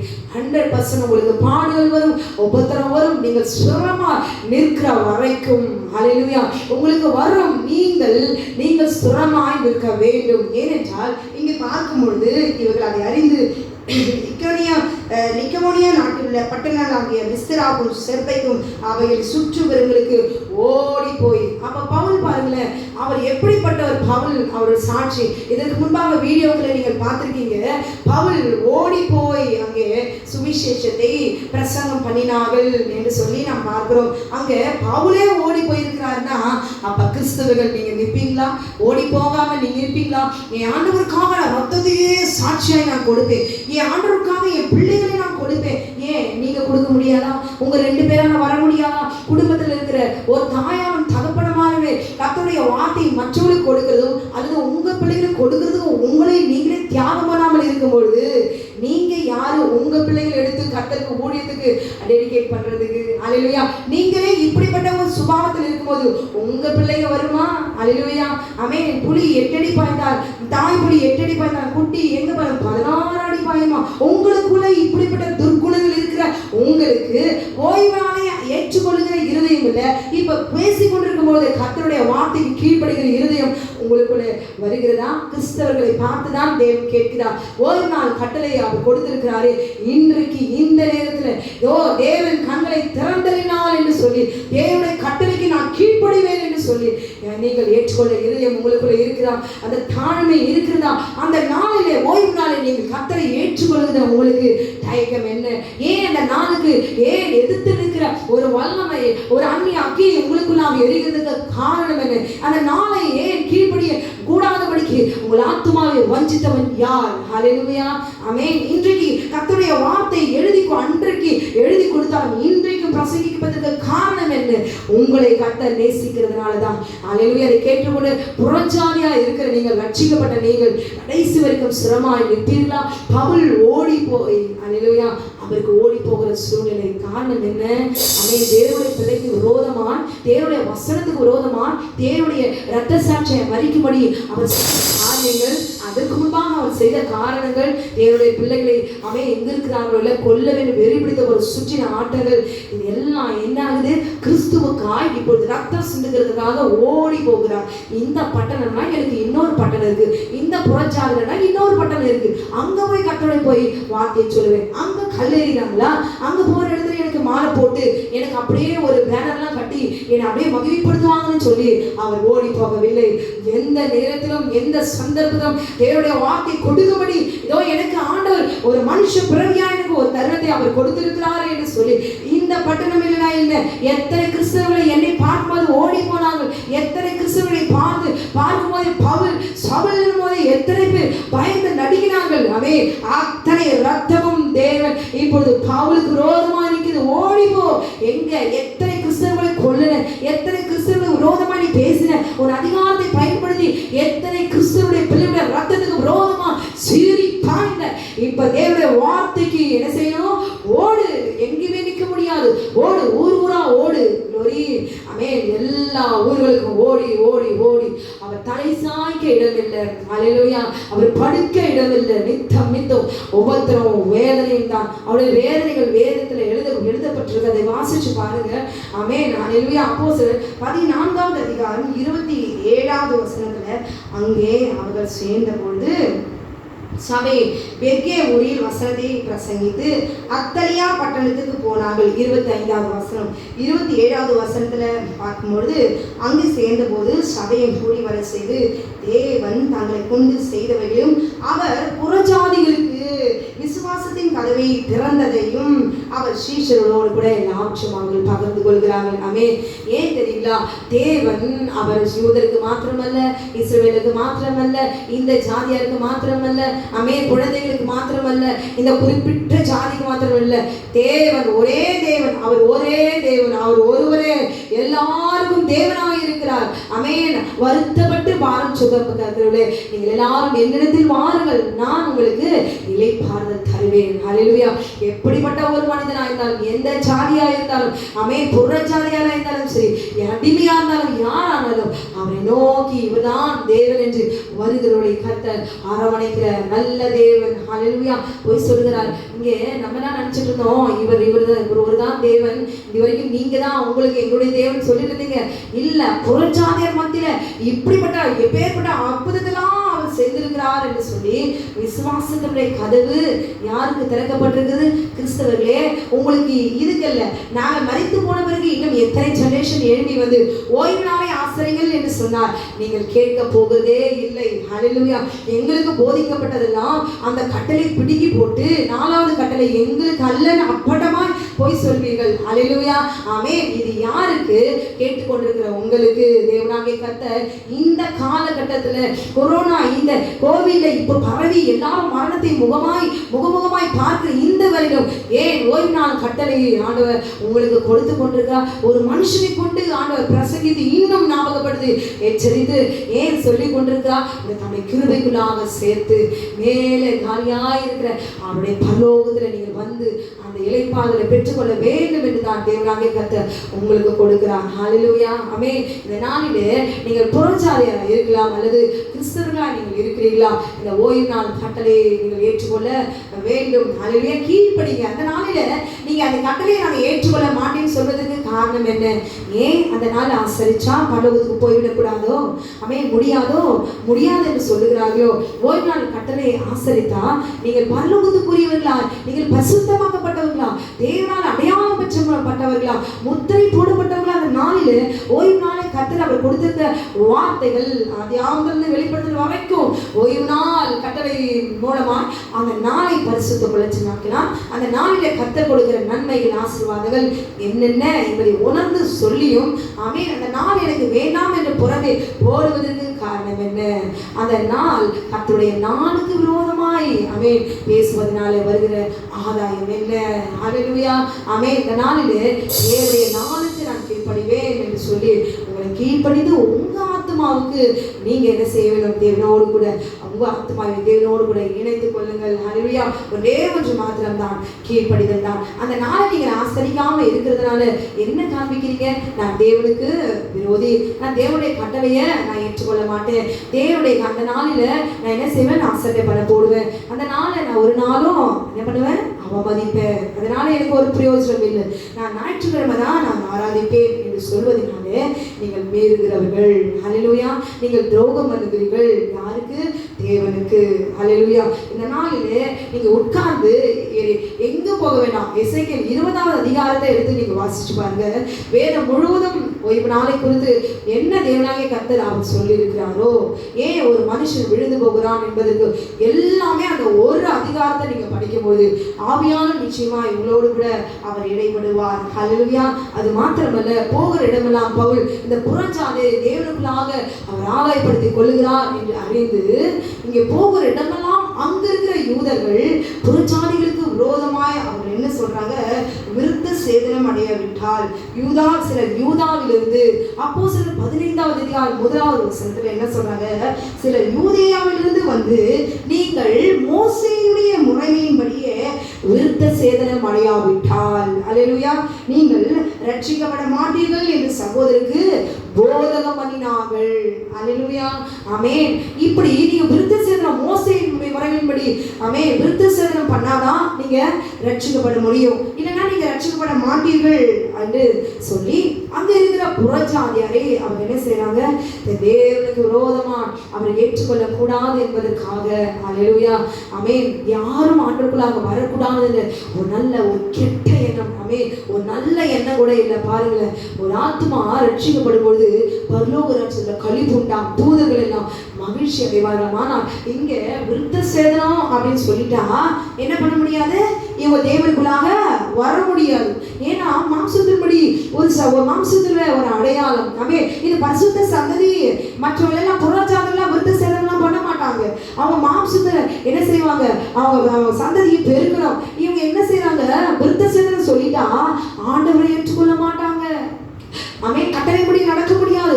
தேவனுக்குள்ளாக வரவே முடியாதபடி நிரந்தரமா அந்த ஜாதிகளை என்ன பண்ணலாம்? ஆண்டவர்களாக வராதபடிக்கு என்ன சரியா ஒரு வார்த்தையை ஒரு கட்டளையை சொல்லிட்டோம்னா இவங்க என்ன செய்வாங்க? தேவனுடைய கட்டளை கீழ்ப்படிய மாட்டாங்க, ரட்சிக்கப்படவே கூடாது என்று ஒரே ஏக நோக்கத்தோடு கூட நீங்க விருத்த சேதனம் பண்ணணும், அப்படி இல்லைன்னா நீங்க ரட்சிக்கப்பட மாட்டீர்கள் என்று சொல்லி அங்கே அவர்களுக்கு போதகம் பண்ணினார்கள் என்று சொல்லி நாம் பார்க்கிறோம். ஹல்லேலூயா. ஆமென். இந்த விஷயம் அந்தபடி அவங்க என்ன செய்யறாங்க? அவர்கள் சபையால் வழி அனுப்பப்பட்டு இந்த செய்திகள் எல்லாம், இப்படிப்பட்ட செய்திகள் எல்லாம் மனம் திரும்பி புறஜாதிகளெல்லாம் மனம் திரும்பினது, தேவன் அவர்களோடு கூட செய்த காரியங்கள் எல்லாம் சொல்லி சந்தோஷமா இவர் போகிற இடத்துல சபையெல்லாம் அங்க சொல்லி எல்லாரையும் திடப்படுத்துறாங்க. இந்த சந்தோஷத்தை கண்டு எல்லா இடத்துலையும் அங்க சபையாரெல்லாம் சந்தோஷப்பட்டு கொண்டிருக்கிற இந்த வேலையில இப்படிப்பட்ட ஒரு காரியம் பவுலுக்கு வந்து நேரிடுகிறது. ஆமென். இப்படிப்பட்டதான ஒரு கட்டளையை இந்த யூதர்கள் வந்து திணிக்கிறாங்க. இந்த புறஜாதியாருக்கு விருத்த சேதனம் என்கிறதான ஒரு கட்டளையை அவங்க திணிக்கிறாங்க என்று சொல்லி போதிக்கிறாங்க என்று சொல்லி ஆமென். இவங்களுக்குள்ள என்ன செய்யுது? இந்த தேவ வசனத்தின் நிமித்தமா, தேவ கட்டளைகள் நிமித்தமா இவர்களுக்குள்ளே தர்க்கம், வாக்குவாதம், சண்டைகள் அங்க உருவாக்கி தேவனுடைய வார்த்தையை விதைக்கிறவங்க யூதர்கள். தேவனுடைய சார்பில் இருந்து தேவனுக்காக ரத்தம் சிந்துகிறவர்கள் தான் தேவனுடைய பிள்ளைகள். ஆனால் இங்க வாக்குவாதம், தர்க்கமும் சண்டையும் உண்டாகி ஒரு பெரிய பிரச்சனையா இங்க உருவாகுது. அப்ப இந்த இடத்துல பேதுரு எழுந்து நின்று அவர்களுக்கு சொல்றாரு 8வது வசனத்துல, இருதயங்களே அறிந்திருக்கிற தேவன் நமக்கு பரிசுத்த ஆவியை தந்தது போல அவர்களுக்கும் தந்தருளி அவர்களை குறித்து சாட்சி கொடுத்தார் என்று சொல்லி அநேக நாட்களுக்கு முன்பு புறஜாதியா என்னுடைய வாயினாலே சுவிசேஷ வசனத்தை கேட்டு விசுவாசிக்கும்படி தேவன் அநேக நாட்களுக்கு முன்னே உங்களில் ஒருவனாகிய என்னை அவர் தெரிந்து கொண்டார். ஹல்லேலூயா. பேதுருவை புறஜாதியாரை ரட்சிக்கும்படி அவர் தெரிந்து கொண்டார் என்று சொல்லி அவர் கலகம் உண்டாக்குற யூதர்களிடத்துல இவர் கையை அமர்த்தி இவர் சொல்லுகிறார், எங்க அவர்களுக்கும் தேவனாகிய கர்த்தர் ரட்சிப்பை கொடுத்து அவர்களை பரிசுத்த ஆவியான தந்தல் இருக்கிறாரே, அப்படி இருக்கும்பொழுது நீங்கள் இப்படி வாக்குவாதம் செய்வது என்ன என்று சொல்லி அந்த இடத்துல பேதுரு அவர்களுக்கு அவர்களுக்கு அவர் போதிக்கிறார். விசுவாசத்தினாலே அவள் இருதயங்களை அவர் சுத்தமாக்கி. எப்படி? புறஜாதியார் இவரே தேவன் என்று விசுவாசிக்கிறதுனால ஆண்டவர் என்ன செய்றாரு? அவர்களுடைய இருதயங்களை அவர் சுத்தமாக்கி நமக்கும் அவர்களுக்கும் நமக்கும் அவர்களுக்கும் யாதொரு வித்தியாசம் இராதபடிக்கு செய்தார். புரிஞ்சுக்கிட்டீங்களா? ஆமென். புறஜாதியார் இவர்கள் கிறிஸ்தவர்கள் இல்ல. ஆமென். எதனால? விசுவாசிகள் எல்லாரும் தேவனுடைய பிள்ளைகள். அல்லேலூயா. நமக்கும் அவர்களுக்கும் என்று சொல்லும் பொழுது அவர்களை குறித்து அவர் சாட்சி கொடுத்தார். இவர்களுக்கும் ஒரு வித்தியாசம் இருக்கக்கூடாது.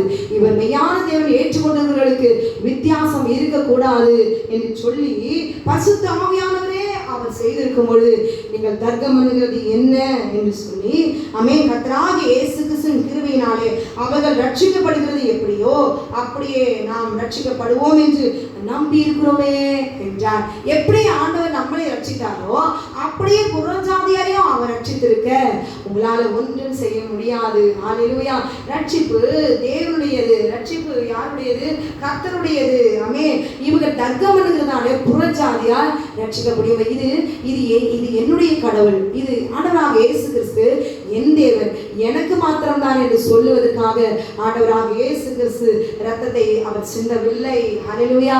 எல்லாரும் அவரே மெய்யான தேவன் என்று இங்க விசுவாசிக்கும் பொழுது ஆமென் அவர் அவருடைய இருதயங்களை சுத்தமாக்கி புறஜாதியார் கிறிஸ்தவர்கள் என்ற வித்தியாசத்தை கர்த்தர் உடைக்கிறார். அல்லேலூயா.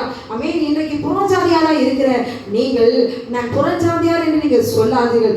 என்றைக்கு நீங்கள் தேவனை விசுவாசித்து இவரே சர்வலோக தேவனாகிய கர்த்தர், ஆமென், இவர் சர்வ வல்லமையுள்ள தேவன், இவர் ஒருவரே தேவன் என்று நீங்கள் விசுவாசிக்கும் பொழுது ஆமென் நீங்கள் இந்த நாள் இது புறஜாதியார் அல்ல. ஆமென்.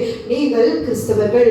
உங்களுக்கும் அவர்களுக்கும் வித்தியாசம் இராதபடிக்கு கர்த்தர் பேதுருடைய நாட்களிலே அதை உடைத்தார் என்று எழுதப்பட்டிருக்கிறது. மனுஷர்களுக்குள் இருக்கிற வித்தியாசம், ஜாதி வித்தியாசத்தை உடைக்கும்படி கருத்து வேறுபாடுகள், இருதயத்தில் இருக்கிற எண்ணங்கள், ஆமென், அந்த இருதயத்துக்குள்ள இருக்கிறதான விருத்த சேதனம் இல்லாத இந்த யூதர்கள் ஆமென் இந்த ஜனங்களை ஏற்றுக்கொள்ள முடியாத ஒரு பொறாமையினாலே ஆமென் இப்படிப்பட்டதான ஒரு கட்டளை அவர்களுக்குள்ளாக புகுத்தி கலக்கத்தை ஏற்படுத்தி ஆமென் வாக்குவாதத்தின் தர்க்கத்தையும் அவர்கள் ஏற்படுத்துகிறார்கள். ஹல்லேலூயா. ஆமென். அது மாத்திரமல்ல, அவர்கள் பேசி முடித்த பின்பு பவுல் சொல்கிறாரு தேவன் புறஜாதி, அதற்கு பின்பாக பவுல் சொல்றார் தேவன் புறஜாதிகளில் நின்று தமது நாமத்திற்காக ஒரு ஜனத்தை தெரிந்து கொள்ள முடியும். முதல் அவர்களுக்கு கடாட்சி தள்ளின விதத்தை சிமியோன் விவரித்து சொன்னாரே என்று சொல்லி ஹல்லேலூயா. ஆமென். பவுல் சொல்றார் எந்த கட்டளை ஆண்டவர் தேவனாகிய கர்த்தர் எல்லாருக்கும் 10 கட்டளைகளை அவர் கொடுத்திருக்கிறார். ஹல்லேலூயா. ஆமென். இந்த நாட்களில் விருத்த சேதனம் இப்படி மற்ற ஒரு காரியங்களிலே மற்ற ஒரு கட்டளைகளிலே சொல்லி அதன்படி தேவனுக்கு பிரியமில்லாத கட்டளைகளிலே உட்பகுதி மாம்சீக உபதேசங்களிலே வீணான கட்டளைகளிலே உட்பகுதி சிந்தையிலே குழப்பாதபடிக்கு தேவன் புறஜாதியருக்கு மாத்திரமல்ல எல்லாருக்குமே தேவன் கொடுத்த 10 கட்டளைகள் மாத்திரம்தான் என்பதை இந்த நாளிலே நாம் அறிந்து கொள்ள வேண்டும். ஹல்லேலூயா. உலக தோற்றம் முதல் தேவனுக்கு தம்முடைய கிரியைகள் எல்லாம் தெரிந்திருக்கிறது. ஆண்டவருக்கு தெரியும் எந்தெந்த நேரத்துல யாரை கொண்டு என்னென்ன காரியத்தை செய்து முடிக்க வேண்டும் என்று ஆண்டவருக்கு தெரியும். ஹல்லேலூயா. ஆதலால் 19ஆம் வசனம் புறஜாதிகளில் தேவனிடத்தில் திரும்புகிறவர்களை கலங்க பண்ணலாகாதென்றும் விக்கிரகங்களுக்கு படைத்த அசுசியானவைகளுக்கும் வேசித்தனத்திற்கும் நெருக்குண்டு செத்தத்திற்கும் இரத்தத்திற்கும் விலகி இருக்கும்படி அவர்களுக்கு நாம் எழுத வேண்டும் என்று நான் தீர்மானிக்கிறேன். ஹல்லேலூயா. ஏன் தெரியுங்களா? மோசேயின் ஆகமங்கள் ஓய்வு நாள் தோறும் ஜெப ஆலயங்களில் வாசிக்கப்பட்டு வருகிறபடியால் பூர்வ காலம் தொடங்கி சகல பட்டணங்களிலும் அந்த ஆகமங்களை பிரசங்கிக்கிறவர்களும் உண்டே. ஹல்லேலூயா. ஓய்வு நாள்ல மோசேயுடைய ஆகமங்கள் சங்கீதம் 92வது சங்கீதத்தை எல்லா ஆலயங்களும் வாசிச்சு வர, அது போல புறஜாதிய மற்ற பட்டணங்களிலும் இந்த ஓய்வு நாளில அந்த ஆகமத்தை வாசிக்க வாசிக்கிறாங்களே, சகல பட்டணங்களிலும் அதை பிரசங்கிக்கிறார்களே, ஓய்வு நாள் தோறும் ஜெப ஆலயங்களில் வாசிக்கப்பட்டு வருகிறபடியினால். அல்லேலூயா. இயேசு கிறிஸ்துக்கு அப்புறமா ஓய்வு நாள் யாருமே ஆசரிக்கவில்லை. பவுல்லாம் ஓய்வு நாள்லாம் ஆசரிக்கவே இல்லை. அப்படியெல்லாம் அப்படி 100% அப்படி வேதத்துல அப்படி இல்லவே இல்லைங்கிற மாதிரி அப்படியே சொல்லியிருக்காங்க. இன்றைக்கு ஆண்டவர் சொல்லுகிறார், ஆமென், ஓய்வு நாள் தோறும் ஜெப ஆலயங்களில் வாசிக்கப்பட்டு வருகிறபடியால். எங்கே பவுல் சொல்லுகிறார், இவர்களுக்கு இனி இந்த புறஜாதியை போற விடலாம் யூதர்கள் ரட்சிக்கப்படக்கூடாது என்று சொல்லி தேவையில்லாத கட்டளைகளை அவர்கள் திணித்தார்கள் என்று அறிந்து அவர்களுக்கு தன் கைப்பட ஒரு எழுதி, ஒரு நிருபத்தை எழுதி 23வது வசனம் இவர்கள் கையில் அவர்கள் எழுதி கொடுத்தின நிருபமாவது. அல்லேலூயா. என்ன செய்யறாங்க? எங்களால் கட்டளை பெறாத சிலர், யாரு? தேவனுடைய ஊழியர்கள், அவர்களுடைய எழுதி கொடுக்க கட்டளை என்று சொல்லி எழுதி கொடுத்திருக்கிற கட்டளை தவிர மற்ற ஜனங்கள், மற்ற யூதர்கள், தேவனுக்கு விரோதமானவர்கள் யாரா இருந்தாலும் எங்களால் கட்டளை பெறாத சிலர் எங்களிடத்திலிருந்து புறப்பட்டு நீங்கள் விருத்த சேதனம் அடைய வேண்டும் என்றும் நியாய பிரமாணத்தை கைக்கொள்ள வேண்டும் என்று சொல்லி இப்படிப்பட்ட வார்த்தைகளால் உங்களை கலக்கி, ஆமென், உங்களை கலக்கி, உங்க சிந்தையை கலக்கி, உங்க ஆத்துமாக்களை புரட்டினார்கள் என்று நாங்கள் கேள்விப்பட்டபடியினாலே, ஆமென், ஒரு மனுஷன் கர்த்தருக்குள்ளாக வரும் பொழுது அவரிடத்துல உடனே ஓடி போய் ஒரு குழந்தை பிறக்குது. அந்த குழந்தைய அது நல்லா சரியா நிக்கிற வரைக்கும் என்ன ஆகாத சாப்பிடுது, பால் தான் முடியுது. அந்த குழந்தைய போய் உடனே இப்படிப்பட்ட எல்லாவற்றையும் சொல்லி திணித்து அப்படியே எல்லாவற்றும் அப்படியே அது பாரமாக்கி அந்த பிள்ளைய கர்த்தருக்குள்ள உள்ள வந்த உடனே இது எல்லாற்றும் சொல்ல கூடாது. எந்தெந்த நேரத்துல கட்டளை எழுதி கொடுக்க வேண்டும் என்று கர்த்தருக்கு தெரியும். அது எடுத்த உடனே ஆதாமுக்கு 10 கட்டளையின்படி என்று சொன்னாரா? இல்ல, ஒரே ஒரு கட்டளையில 10 கட்டளையும் அடங்கி இருக்கிறது என்று நாம் அறியவில்லை. நாம் அறியாததினாலே ஆதாமுக்கும் ஏவாளுக்கும் அவர் 10 கட்டளையா கொடுத்தார். ஆபிரகாமுக்கா கொடுத்தார், ஈசாக்கு யாக்கோபுக்கா கொடுத்தார். ஆமா, கொடுத்தார். ஏன்னா சத்தியத்தை அறிகிற அறிவு இல்லாததான இதுவரைக்கும் போதித்திருக்கிறாங்க என்பதை நாம் புரிந்து கொள்ள வேண்டும். ஆதாமுக்கும் ஏவாளுக்கும் உலக தோற்றம் முதல் கொண்டு பிதாவுடைய சிந்தையில, அல்லேலூயா, எந்தெந்த நேரத்துல உலக தோற்றம் முதல் தேவனுக்கு தம்முடைய கிரியைகள் எல்லாம் தெரிந்திருக்கிறது. எந்தெந்த நேரத்துல மனுஷனுக்கு எதெல்லாம் கொடுக்கணும்னு கர்த்தருக்கு அவருக்கு தெரிந்திருக்கிறது. உங்களுக்கு வேணா தெரியாது. ஆமா, ஆபிரகாமுக்கு கொடுத்தார், அவர் யாக்கோபுக்கு கொடுக்கவில்லை, அது இஸ்ரவேலுக்கு கொடுத்தார். எங்க எழுதிருக்கிறது காண்பீங்க, சொன்னா நான் அப்படியே நிறைவேற்றுவேன் அப்படின்னு சொல்லலாம். ஆனால் தேவனுக்கு தெரியும், உலக தோற்றம் முதல் கொண்டு என்னென்ன கிரியைகள் எல்லாம் நடக்கணும்னு கர்த்தருக்கு தெரியும். ஆமென். அதனால்தான் ஆதாமை ஏவாளை பார்த்து சொன்னாரு, இந்த நன்மை தீமை அறிந்த கனி நீங்க சாப்பிடக்கூடாது, சாப்பிட்டா சாபவே சாபிகள், முடிஞ்சு போச்சு. ஒரே ஒரு கட்டளை தான். ஒரு கட்டளையில இந்த 10 கட்டளை இருக்கா இல்லையா மாத்திரம் சொல்லிடுங்க. அல்லேலூயா. 10 கட்டளை இருக்கு. அது நீங்க அறியாததுனால பேசிக் கொண்டிருக்கிறீங்க. ஆமென். அது பாருங்க, 10 கட்டளையை தேவனோடு கூட ஓய்ந்திருந்தா, ஆதாமும் ஏவாளும் ஓய்வு நாள் தேவனோடு கூட ஓய்ந்திருந்த போது ஓய்வு நாள் கட்டளைய மீறினார்கள். இவரே மெய்யான தேவன் என்று சொல்லும் பொழுது இவர் தேவன் இல்லை என்று சொல்லி சர்ப்பமான அந்த சர்ப்பத்தை தேவனாய் மாற்றிக்கொண்டார்கள். அல்லேலூயா. கட்டளை மீறினார்களா? மாம்சத்தின் கிரியில் கொடுக்கப்பட்ட 6 கட்டளையும் வேசித்தனம் செய்தார்கள். அல்லேலூயா. ஏன் இது உங்களுக்கு புரியல? 10 கட்டளை கொடுக்கிறேன்னு அடிச்சு 100% கர்த்தர் மோசேக்கு தான் கொடுத்தார். மோசே வந்த பிறகுதான் அவர் கொடுத்தார். அது இஸ்ரவேலுக்கு மாத்திக்கிட்டீங்க இப்ப. ஆனால் கட்டளை ஒரு ராஜாவுக்கோ, நியாயாதிபதிக்கோ, ஒரு ஊழியக்காரிக்கோ, போதகருக்கோ, ஒரு கிறிஸ்துவருக்கோ, ஒரு குழந்தைக்கோ தேவன் கொடுக்கிற ஒரே ஒரு கட்டளை அது கீழ்ப்படிதல் மாத்திரம் தான். கீழ்ப்படிதல் ஒரே கட்டளையில இது 10 கட்டளையும் அடங்கி இருக்கும். அது உங்களுக்கான சொல்ல வேண்டும் அவசியம் இல்லை. ஏதேன் தோட்டத்திலே 10 கட்டளை பிரிச்சு கொடுத்திருந்தா, எழுதி கொடுத்திருந்தா இன்றைக்கு நான் கீழ்ப்படிவேன் என்று சொல்ல வேண்டிய அவசியம் தேவனுக்கு அப்படிப்பட்டவர்கள் தெரிந்து கொள்ளவில்லை. ஒரே கட்டளை சொன்னதை நிறைவேற்று. அதுதான் தேவன் மனுஷனுக்கு கீழ்ப்படிய வேண்டும். மனுஷன் சொல்லுகிற வார்த்தைக்கு தேவன் கீழ்ப்படிய முடியாது. அவர் தேவாதி தேவன். தேவனுக்கு சகல சிருஷ்டிகளும் அடங்கி இருக்க வேண்டும். ஆனால் நீங்கள் சொல்லுவது ஏதேன் தோட்டத்திலே ஆபிரகாமுக்கு கொடுத்தாரா, ஆபிரகாமுக்கு கொடுத்தாரா? கொடுத்திருக்கிறார், நீங்கள் அறியவில்லை. இந்த நாளில் தெரிந்து கொள்ளுங்கள், தேவன் 10 கட்டளையும் ஏதேன் தோட்டத்திலே அவர் கொடுத்திருந்தார். இதோடு 10 கட்டளை மோசேக்கு தான் கொடுத்தார்.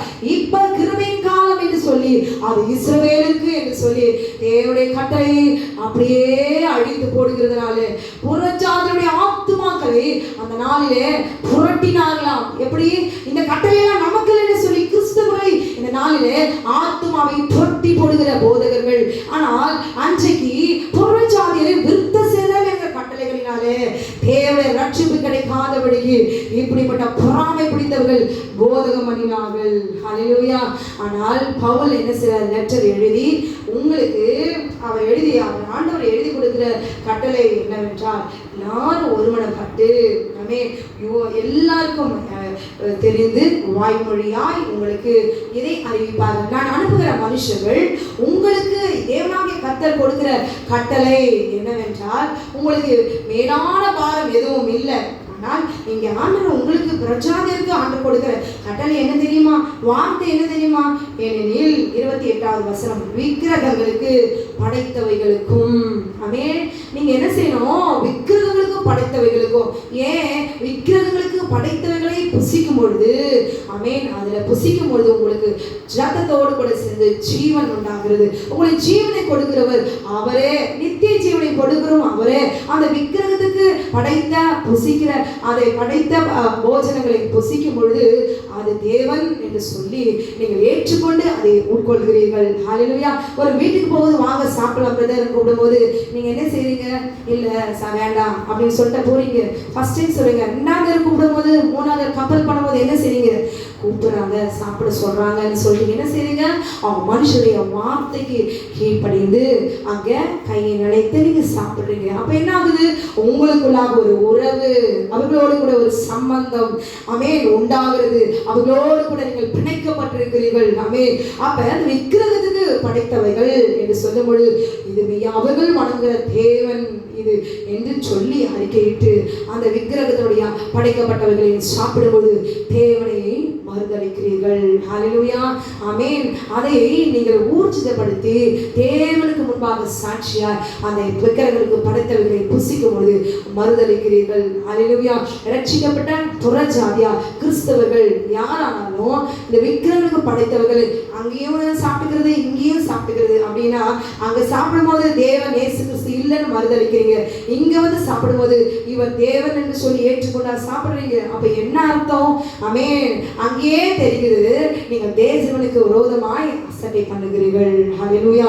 ஆமென். அது மாத்திரமல்ல, படைத்தவைகளுக்கும் இரத்தத்திற்கும் நெருக்குண்டு சத்தத்திற்கும் வேசித்தனத்திற்கும் உங்களுக்காக ஆண்டவராக இயேசு கிறிஸ்து இரத்தத்தை சிந்திருக்கிறாரே, இரத்தத்தை சிந்தி ஆமென் பலி செலுத்தி தன்னுடைய காரியத்தை நிறைவேற்றிக் கொள்ளும் பொழுது ஹல்லேலூயா நீங்கள் கிறிஸ்தவர்கள் அல்ல, நீங்கள் ரட்சிக்கப்படவில்லை. ஹல்லேலூயா.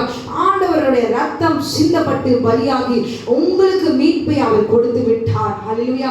இரத்தத்திற்கும் நெருக்குண்டு சத்தத்திற்கும் ஹல்லேலூயா எத்தனை ஜீவங்களை நெருக்கி இரத்தத்தை சிந்தி சாவடித்து தன்னுடைய காரியத்தை நிறைவேற்றும்படிக்கு ஆமென் ஒரு விடுதலை பெற்றுக்கொள்ள வேண்டும் என்று மாந்திரிகள், பில்லி சுனிகள், செய்வினைகள் இப்படி சொல்லி அநேக ஆமென் மிருகங்களை சாவடித்து செத்தவைகளை கொடுத்து இப்படிப்பட்ட காரியங்களுக்கு விலகி இருக்க வேண்டும். அது மாத்திரமல்ல, வேசித்தனத்திற்கும் நீங்கள் விலகி இருக்க வேண்டும் என்பது. இதை தவிர வேறு ஒரு கட்டளை உங்களுக்கு எதுவும் கிடையாது. அல்லேலூயா.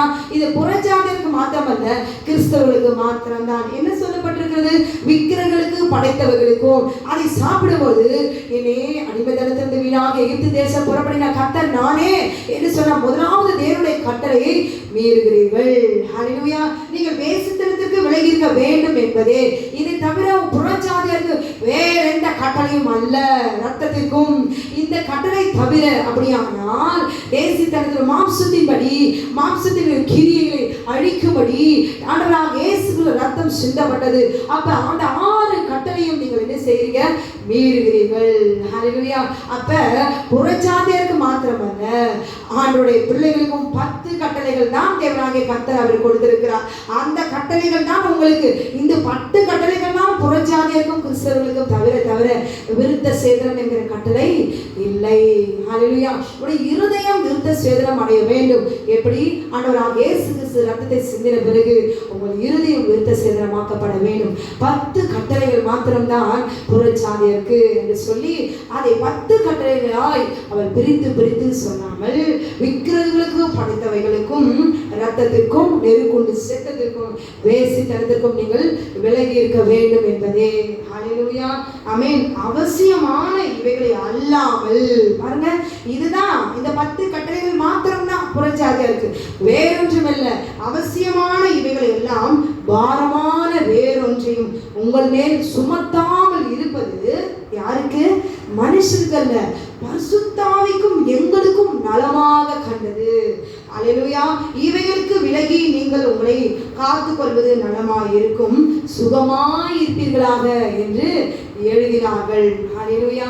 பார்த்துக் கொள்ளீங்களா எப்படி ஆண்டவர் இப்ப இது 10 கட்டளைகளே தேவனுடைய பிள்ளைகளுக்கு இல்லை என்று போதித்துக் கொண்டிருக்கிற வழியில புறஜாதியை பார்த்து ஆண்டவர் சொல்லுகிறதான வார்த்தை என்னவென்றால், ஹல்லேலூயா, 10 கட்டளைகள் தான். இதுக்கு பாரமானது வேறொன்றையும் பரிசுத்த ஆவியானவர் உங்களுக்கு கொடுக்கல, அது எங்களுக்கு நலமாக கண்டது. ஆவியானவரும் நீங்க நலமா இருக்கணும்னு சொல்லிதான் இந்த கட்டளையை அவர் கொடுத்திருக்கிறார் என்று சொல்லி பவுல் அவர்களுக்கு பிரசங்கிக்கிறார். ஹல்லேலூயா, ஆமென். இப்ப பாத்தீங்களா, புறஜாதியருக்கும் அதே 10 கட்டளை தான், கிறிஸ்தவர்களுக்கும் அதே 10 கட்டளைகள் தான். ஹல்லேலூயா. புறஜாதியர்களுக்கென்றே பவுலை ஆண்டவர் அவர் தெரிந்து கொண்டார். ஆமென். பவுலின் நிருபத்துல முழுவதுமா அவருடைய ஆத்துமா புறஜாதியார் ரட்சிக்கப்பட வேண்டும். ஆமென். இத்தனை ஜனங்கள் ஆண்டவரை ஏற்றுக்கொள்ளும்படியான ஜனங்களா இருக்கிறார்களே, அந்த ஆத்தும பாரத்தை தேவனாகிய கர்த்தர் புறஜாதிகளுக்கு மத்தியில இருக்கிற ஒரு நல்ல ஒரு போதகரால் அப்போ ஆண்டவர் அந்த அப்போஸ்தலனாகிய பவுலை ஆண்டவர் தெரிந்து கொண்டார். ஹல்லேலூயா, ஆமென். இந்த வீணான கட்டளைகள் செலுத்தி ஆத்துமாவை புரட்டி போடுகிறது. எப்படி நீங்க கிறிஸ்தவர்களா ஆயிட்டீங்கன்னா, புறஜாதியை பார்த்தா நீங்க கிறிஸ்தவர்களா மாறிட்டீங்கன்னா உங்களுக்கு வாஷிங் மிஷின் கிடைக்கும். நீங்க கிறிஸ்தவர்களா மாறிட்டா உங்க பிள்ளைங்களுக்கு ஸ்கூல்ல ஃபீஸ் கட்ட வேண்டாம். நீங்க கிறிஸ்தவர்களா மாறிட்டீங்கன்னா உங்க பிள்ளைங்க படிக்கிற வரைக்கும் அவங்க என்ன செய்வாங்க, அவங்க படிப்பு செலவா எடுத்துக்குவாங்க. நீங்க கிறிஸ்தவர்களா மாறிட்டீங்கன்னா ஃபாரினுக்கு போகலாம். நீங்க கிறிஸ்தவர்களா மாறிட்டா இதெல்லாம் உங்களுக்கு இலவசம். இதெல்லாம் இல்ல ரட்சிப்பு.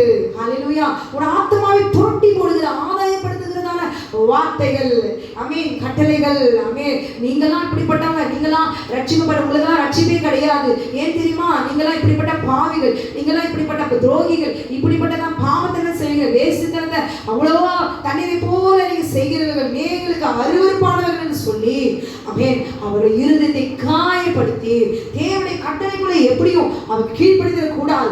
ரட்சிப்பு அவர்களுக்கு வரக்கூடாது. ரட்சிப்பு எங்களுக்கு இயேசு கிறிஸ்து மாத்திரம்தான், எங்களுக்கு நியாயப்பிரமாணம். அதுபோல நீங்க என்ன செய்யக்கூடாது, ஜாதி இருதயை ஏற்றுக்கொள்கிற இருதயம் இல்ல, ஒரு புறஜாதிய கர்த்தருக்குள்ளாக வர வேண்டும் என்கிற எண்ணம் இல்ல. ஒரு குடும்பத்துல ஒரு மகன் ரட்சிக்கப்பட்டு கர்த்தருக்கேற்ற ஊழியக்காரர் வந்து நின்றா, அந்த குடும்பம் முழுதும் பொறாமையினாலே கர்த்தருடைய சத்தியத்தை பரிசுத்தத்தை குறித்து போதிக்கும் பொழுது இன்னும் கல்லறிந்து மூர்க்கமடைந்து பல்லை கடிக்கிறது. ஹல்லேலூயா. உண்மையான சத்தியத்தை போதிக்கும் பொழுது அவர்களுக்கு வருகிறதான உபத்திரவம், வேதனையை பார்த்து ருசிக்கிற அவர்கள் இடறுகிற காரியத்தை பார்த்து உதவி செய்யாம எனக்கு எத்தனை குடும்பங்கள் பார்த்து ரசிக்கிறார்கள் தெரியுமா உங்களுக்கு? ஹல்லேலூயா, ஆமென். ஒரு கிறிஸ்தவர் குடும்பத்திலேயே ஒரு பிள்ளை ரட்சிக்கப்பட்டு ஒவ்வொரு ஊழியக்காரனா எழுந்து பிரகாசிக்கும் பொழுது அதே குடும்பம், அந்த பிள்ளை, அந்த ஊழியக்காரர் பவுல் ஓடி போனாராம். அவருக்கு நெருக்கடி வந்த போது, இவர் பிரச்சனை கொடுக்கும் பொழுது அவர் வேற இடத்துக்கு ஓடி போகிறார் என்று எழுதுறீங்க. கிளம்பி போகிறார், புறப்பட்டு போனார், இல்ல வண்டியில போனார், ஆமென், குதிரையில போனார், எழுதல, ஓடி போனார். ஆமென். இன்னைக்கு ஒரு குடும்பத்துல, கிறிஸ்தவ குடும்பத்திலேயே ரட்சிக்கப்பட்டு ஒரு பிள்ளை ஊழியக்காரா எழுந்து பிரகாசித்து வல்லமையினால பிரசங்கித்தா, கூட இருக்கிற ஜனம் உதவி செய்யலாம், இந்த குடும்பம் உதவி செய்யறாங்களா, ஏறடிக்கிறாங்க, அந்த குடும்பம் உபத்திரவில் இருக்கிறத பார்த்து ரசிக்கிறாங்க, அந்த குடும்பம் படுகிற சரித்திர படுகிற பாடுகளை பார்த்து இவர்கள் இப்படி பிரசங்கிக்கிறார்கள், குடும்பத்தில் இப்படிப்பட்ட உபத்திரமே, வறுமையே, பசி, பட்டினியே ஆண்டவருக்காக இப்படி போதிக்கிறாங்க. ஆனா இவங்க ஏன் இப்படிப்பட்டவங்களா இருக்கிறாங்க? கிறிஸ்தவ பின்னால முதுகுல குத்துகிற எத்தனை பேர் குடும்பங்கள் உண்டு தெரியுங்களா? நல்ல ஆகாரம் சாப்பாடு கொடுத்து போஷித்து நல்ல ஒரு பலிபீடத்துக்கு நிற்க வைத்து பரிவாரத்தோடு ஆரவாரத்தோடு கூட வந்து ஊழியம் செய்யுது. அழகு பார்ப்பது அல்ல கிறிஸ்துவ வாழ்க்கை, உபத்திரம், ரத்த சிந்துகிற வாழ்க்கை. ஏன் தெரியுமா? ஒரு புறஜாதியாருடைய ஆத்துமா விலையேறப்பட்டது. அல்லேலூயா. அந்த ஆத்துமா கர்த்தரை அறியாது. தெரியாது, தேவன் யார் என்று தெரியவில்லை. அது அறிந்து கொண்டால் உன்னதத்தில் விற்றுகிற தேவனோடு கூட அமே சுகமாய் ஆவியான சொல்கிறார் நலமாய் இருக்கும். 10 கட்டளைகள் தான் அவர்களுக்கு நான் கொடுக்கிறேன். அமே இதற்கு பாரமானது வேறொன்றும் இல்லை என்று ஆவியானவர் சொல்லியிருக்கிறார். ஏன் தெரியுமா? அந்த புறஜாதியார் எப்படிப்பட்டவர்கள் தெரியுமா? ஆகாரத்தினாலே, ஆகாரம் இல்லைன்னா அவர்களால் இருக்க முடியாது, நல்ல பொருள் இல்லைன்னா அவர்களால் இருக்க முடியாது. அவர்கள் கண்ணு முன்னாலே பணமும் அமே வேசித்தனமும் நல்ல சுகமான ஒரு வாழ்க்கையும் மாம்சத்துக்கு ஏற்ற வசதிகள் நிறைந்த அமே ஒரு வேதனைகளை சுகமான ஒரு வாழ்க்கையை அவர்கள் எதிர்பார்ப்பார்கள். அவர்களுக்கு அப்பத்துல ஒரு குறைவு, தண்ணீர்ல ஒரு குறைவு வந்தா அவர்களால் தாங்க முடியாது. அமே மாம்ச சிந்தை, அமே அவர்கள் மரணத்துக்குரியவர்கள்.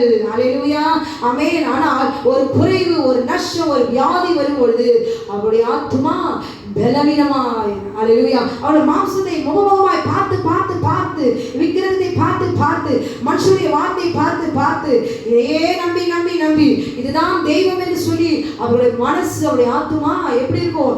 பலவீனமாய் இருக்கும். ஆனால் கிறிஸ்தவர்கள் அப்படிப்பட்டவர்கள் அல்ல. ஆமே. பசியும் பட்டினியும் தாகும் நிர்வாணமும் எந்த ஒரு சூழ்நிலையிலையும் என் ஆண்டவருக்குள்ளாக என் ஆத்துமா சுகமாயிருக்கும்.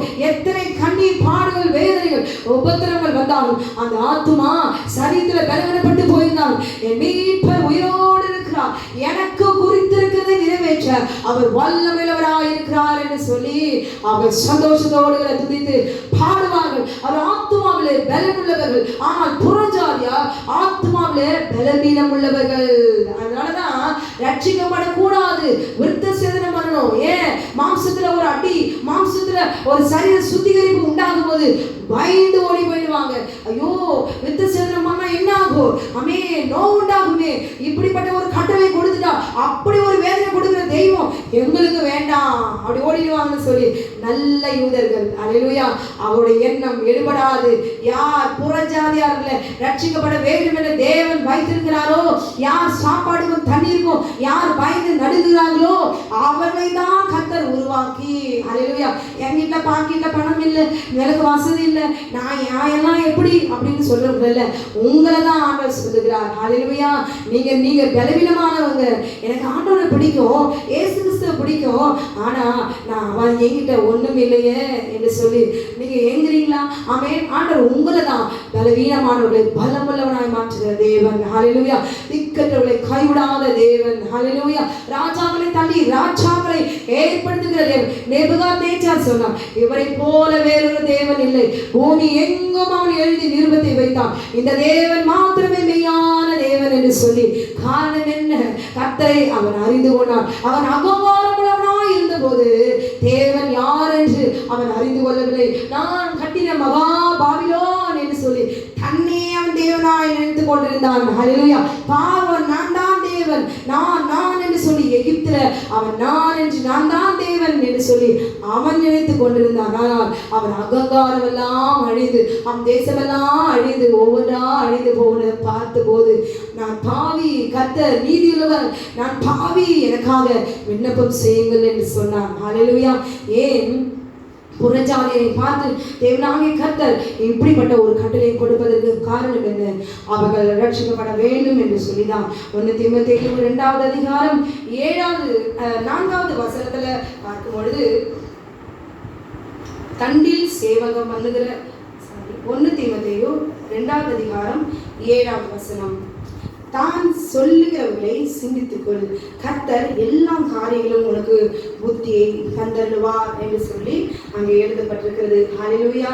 1 தீமோத்தேயு 2வது அதிகாரம் 7வது வசனம், 2வது வசனத்தில் பார்க்கும்பொழுது அங்கே எழுதப்பட்டிருக்கிறது, புறஜாதிகளுக்கு போதகராய் பவுலை அவர் ஏற்படுத்துகிறார் என்று சொல்லி. அல்லேலூயா. புறஜாதிகளுக்கு போதகராய் 2வது அதிகாரம் 7வது வசனம், தேவ பக்தியுள்ள இதற்காகவே நான் பிரசங்கியாகவும் அப்போஸ்தலனாகவும் புறஜாதிகளுக்கு விசுவாசத்தையும் சத்தியத்தையும் விளங்க பண்ணுகிற போதகனாகவும். பாத்தீங்களா, பவுல் சொல்றார், புறஜாதிகளுக்கு இதற்காகவே தேவனாகிய கர்த்தர் என்னை பிரசங்கியாக, அல்லேலூயா, பிரசங்கியாகவும் அப்போஸ்தலனாகவும் போதகனாகவும் புறஜாதிகளுக்கு விசுவாசத்தையும் சத்தியத்தையும் விளங்க பண்ணுகிற போதகனாகவும் நியமிக்கப்பட்டிருக்கிறேன். இதை கேட்டுக்கொண்டிருக்கிற அருமையான சகோதரே சகோதரியே, இந்த நாளில் உங்களை குடும்பம் ரட்சிக்கப்பட வேண்டும். அல்லேலூயா. நீங்க நான் ஏற்றுக்கொண்ட என் வீட்டில் மற்றவங்க யாரும் ஏற்றுக்கொள்ளல. அப்படியானால் நீங்கள் உங்களை கொண்டு கர்த்தர் பெரிய காரியங்களை அவர் செய்வார். உங்களுக்கு கொடுத்திருக்கிற அந்த ரட்சிப்பு உங்க வீட்டில் இருக்க எல்லாருக்கும் அவர் கொடுப்பார். அல்லேலூயா. உங்களிடத்துல அவர் போதகனாய், பிரசங்கியாய், அப்போஸ்தலனாய், அல்லேலூயா, போதகனாய் கர்த்தர் உங்களை உருவாக்கி அவர் வைப்பார். அல்லேலூயா. ஆமென். அது மாத்திரமல்ல, நான் போதகனாய் நியமிக்கப்பட்டிருக்கிறேன் என்று பவுல் சொல்கிறார். புறஜாதிகளுக்கு என்று போதகனாய் நியமிக்கப்பட்டார். அல்லேலூயா. நியாயப்பிரமாணத்தின்படி எல்லாவற்றையும் அறிந்திருந்து அவர் சர்வ வல்லமையுள்ள தேவனுக்கு விரோதமாக அவர் எழுப்பினாரே. யாருக்கு? ஆமென். புறஜாதிகளுக்கு போதகனாய், கர்த்தரால் தெரிந்துக்கப்பட்ட அப்போஸ்தலனாய் அவர் நியமிக்கப்பட்டார். நான் பொய் சொல்லாமல், யார் சொன்னார் பவுல்? நான் பொய் சொல்லாமல் கிறிஸ்துவுக்குள் உண்மையை சொல்லுகிறேன். அல்லேலூயா. ஆமென். நான் இன்னைக்கு எல்லாரும் நிறைய பேர் சொல்லுவாங்க, நான் கிறிஸ்தவங்க, நான் கிறிஸ்தவ பிறக்கும் பொழுதே அப்படியே கிறிஸ்தவங்க கிறிஸ்தவங்க கிறிஸ்தவங்க கிறிஸ்தவங்கன்னா என்ன அர்த்தம்? கிறிஸ்துவுக்குள் இருப்பவர்கள். நான் கிறிஸ்துவுக்குள் இருக்கிறேன். கிறிஸ்துவுக்குள் இருக்கிறேன்னா கிறிஸ்துக்குள்ள இருக்கும்போது சரீரத்துல பாவம் இருக்காது, அசுத்தம் இருக்காது, பொய் இருக்காது, கலவு இருக்காது, மற்றவங்களை பார்த்து இச்சிக்க முடியாது, மற்ற மனைவி பார்த்து இச்சிக்க முடியாது, மற்ற மனைவி இச்சிக்க மாட்டாங்க, மற்ற மனைவியுடைய வீட்டை இச்சிப்பாங்க, மற்ற மனைவியுடைய காரை இச்சிப்பாங்க, அவங்களை பார்த்து இச்சிப்பாங்க, அவருடைய வேலையை பார்த்து இச்சிப்பாங்க, அவருடைய பிள்ளைகளை பார்த்து இச்சிப்பாங்க. அல்லேலூயா. எல்லாமே இச்ச ஒரே ஒரு அர்த்தம் தான். அல்லேலூயா. ஒருவன் இச்சையோடு கூட ஒரு ஸ்திரீ பார்க்கும் பொழுது, அல்லேலூயா, அவளோட அவன் தன் இருதயத்தில் விபச்சாரம் செய்தாயிற்று. அல்லேலூயா. இப்ப பவுல் சொல்றாரு, நான் பொய் சொல்லாமல் கிறிஸ்துவுக்குள் உண்மையை சொல்லுகிறேன். இதை கேட்டுக்கொண்டிருக்கிற அருமையான சகோதரே சகோதரியே, இதோ கிறிஸ்துவுக்குள் பேசுகிறோம் என்று அறிந்து உண்மையை பேச கற்றுக்கொள்ள வேண்டும். ஏதோ நம்ம சொல்லிட்டு மற்றவங்க எல்லாம் முன்ன எல்லா பொய்யும் பேசிட்டு முழங்கால் படிக்கிட்டு அப்படியே ஆண்டவர்கிட்ட மட்டும் இது இந்த சூழ்நிலைக்காக நான் சொல்லிட்டேன், இதுக்காக நான் போய் சொல்லியிருக்கேன், இதெல்லாம் ஜெபம். உண்மையை இனி பேசும் பொழுது கிறிஸ்துவுக்குள் உண்மையை நான் பேசுகிறேன் என்று அறிந்து பேசுவீர்களாக. அல்லேலூயா. ஆமென். அது மாத்திரமல்ல, ரட்சிப்பு எல்லா மனுஷரும் ரட்சிக்கப்பட வேண்டும் என்று சொல்லி தேவனாகிய கர்த்தர் அவர் எழுதி கொடுத்திருக்கிறார். அல்லேலூயா. 1 தீமோத்தேயு 2வது அதிகாரம் 4வது வசனம் கடைசியாய் எல்லா மனுஷரும் ரட்சிக்கப்படவும், கேட்டீங்களா? எல்லா மனுஷரும் ரட்சிக்கப்படவும் சத்தியத்தை அறிகிற அறிவை அடையவும் அவர் சித்தமுள்ளவராக இருக்கிறார். அல்லேலூயா. எல்லாரும் ரட்சிக்கப்படணும். ரட்சிக்கப்பட்டதோடு அப்படியே நின்றுடுறாங்க. ஆனா சத்தியத்தை அறிகிற அறிவில வளர வேண்டும். அல்லேலூயா. சத்தியத்தை அறிகிற அறிவில வளர்ந்தே இல்லை. ஓய்வு நாள் ஏன் நமக்கு இல்லை அப்படின்னு சொல்றது. ஆமென். மற்ற கட்டளை தான் ஏற்றுக்கிறது. ஓய்வு நாளெல்லாம் ஆதாமுக்கெல்லாம் கொடுக்கலன்னு சொல்றது. இதெல்லாம் கலப்படம், இதெல்லாம் மாம்ச உபதேசங்கள். ஏன்? சத்தியத்தை அறிகிற அறிவு இல்ல. ஹல்லேலூயா.